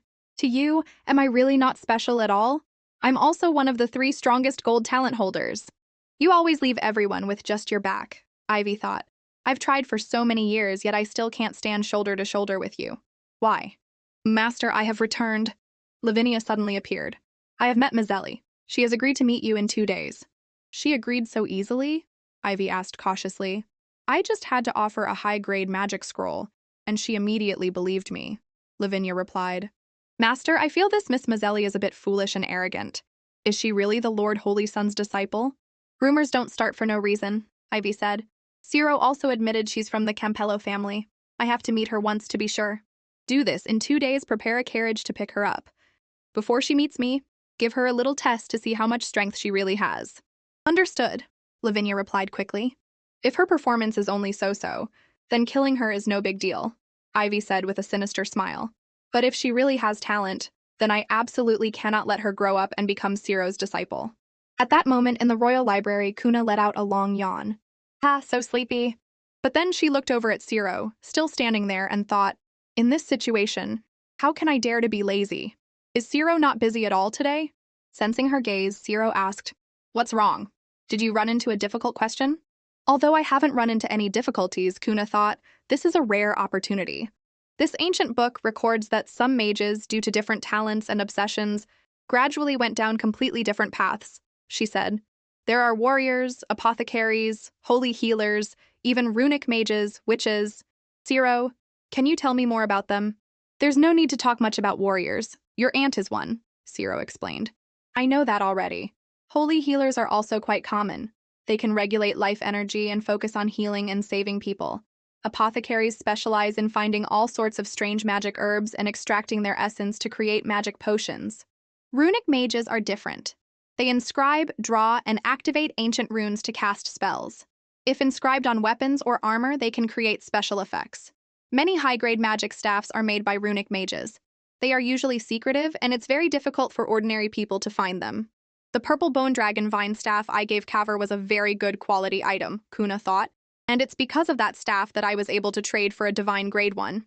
As for witches, those who are rumored to be able to change people's destinies, they are too sinister and cunning. No one has ever met one. They might be hiding somewhere in the Central Magic City. The Central Magic City? Only those who are magic masters or above can enter, Kuna said. This is the second time I've heard that name. A dangerous place, but it makes one yearn for it. You already know? It seems Seviara has mentioned it to you, Zero said, surprised. Even if you want to go there, that's a matter for the future. Ah, he's right. The most urgent thing right now is still to complete this special training first, Kuna thought with a sad sigh. I'm a little curious, Zero suddenly said. Our deal was that I would help you quickly increase your strength, trading magic training for a divine grade scroll. But I still haven't asked you how strong you plan to become. Until I can defeat and kill that giant wolf in an instant by myself, Kuna replied. That wolf is very strong. It's really difficult to take it down in a short time, she thought. I wonder what Zero will think if he hears this answer. Will he think I'm too arrogant? But Zero just replied with one word, okay. Or is this a sign of genuine trust? Kuna thought. The pressure is immense, but being expected of, being trusted like this, it actually doesn't feel bad. Oh, right, Kuna suddenly said. These past few days, while training and running through the forest, I've discovered quite a few rare magic herbs. If you want them, just take them, Zero replied. Really?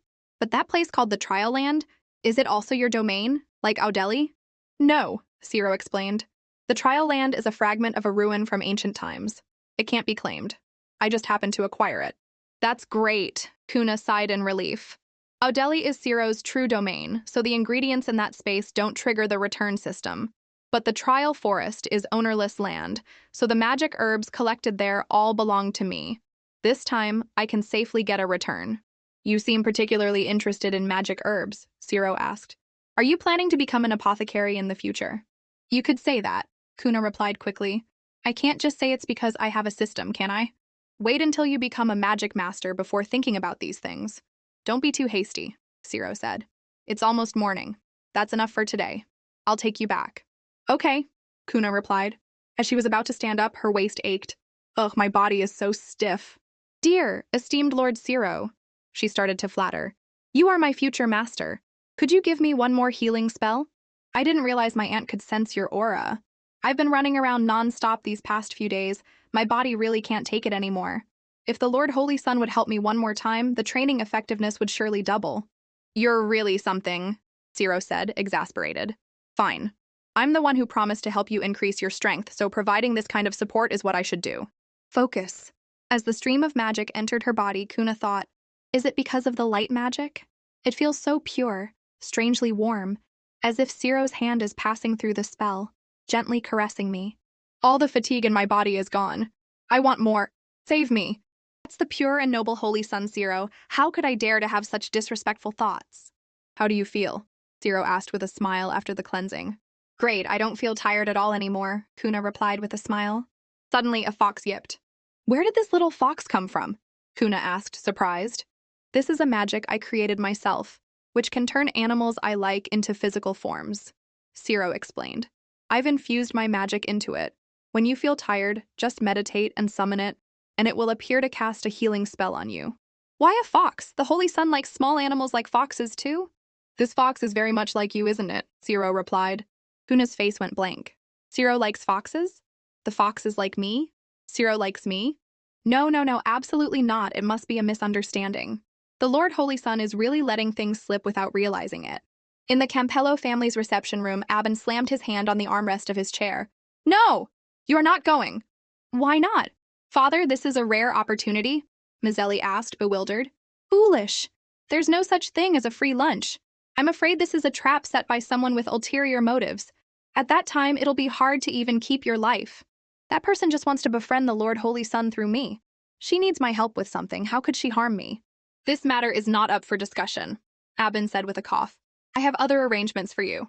The first prince's birthday is coming up, and His Majesty will be holding a grand banquet at the royal palace. I will take you with me then. Really?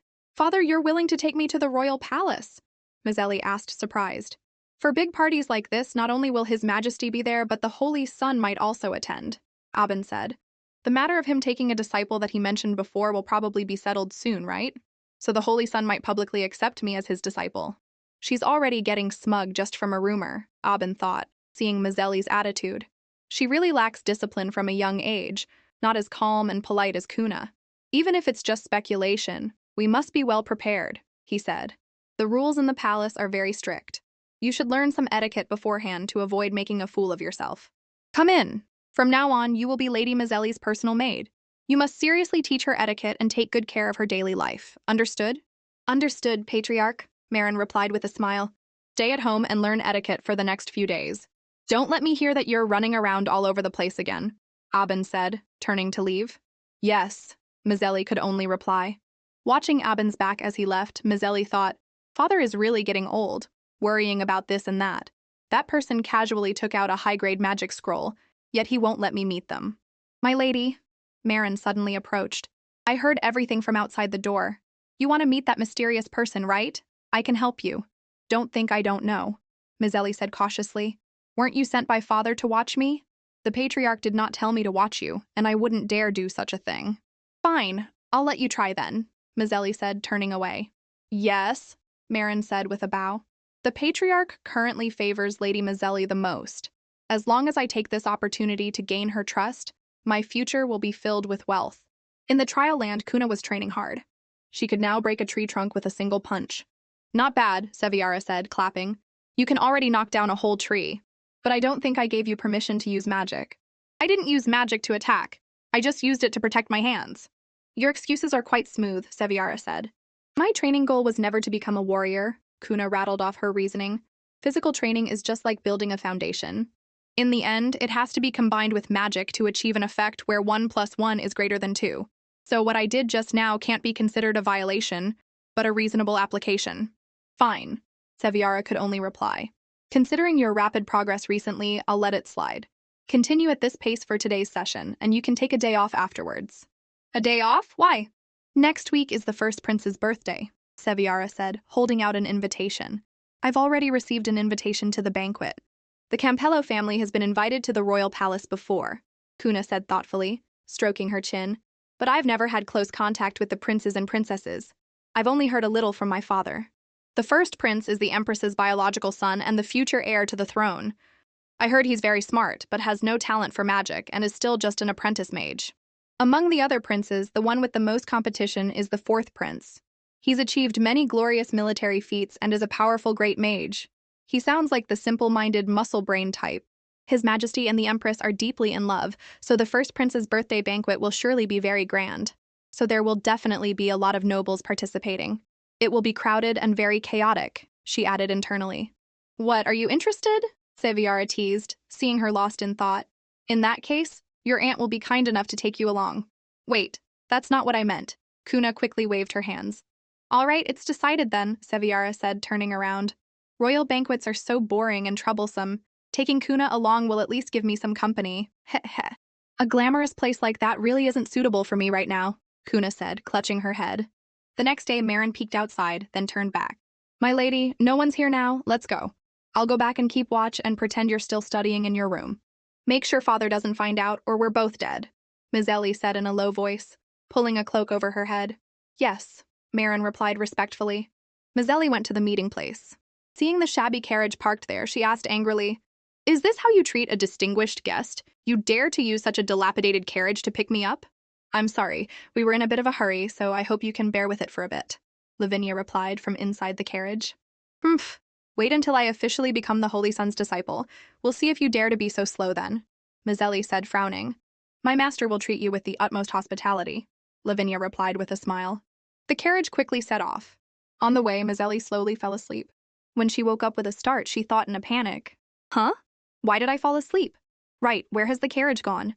Hey, how much longer do we have to go? Where is your master?" Mazzelli called out. There was no one outside to answer her. Just then, a stream of magic shot towards the carriage. Feeling it, Mazzelli began to feel scared. The magic hit the horse directly, causing it to neigh loudly. The carriage was also shattered, and Mazzelli fell to the ground. "Who's there? Why are you attacking me?" she screamed.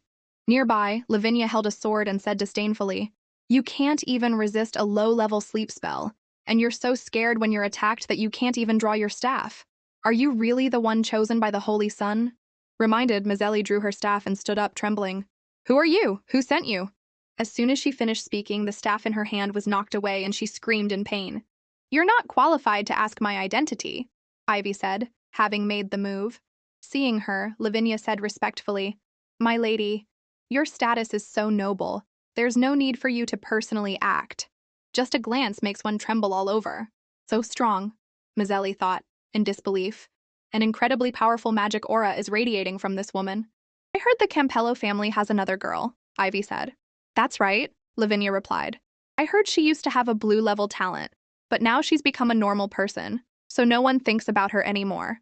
It's confirmed that the person is from the Campello family. If it's not the girl in front of us, then it can only be the other one." Hearing their conversation, Mazzelli felt as if she had been plunged into an ice cellar. "They're talking about Kuna. It must be her. No wonder even my aunt valued her so much before. My aunt is the high priestess of the royal palace. She must know who the Holy Sun has chosen."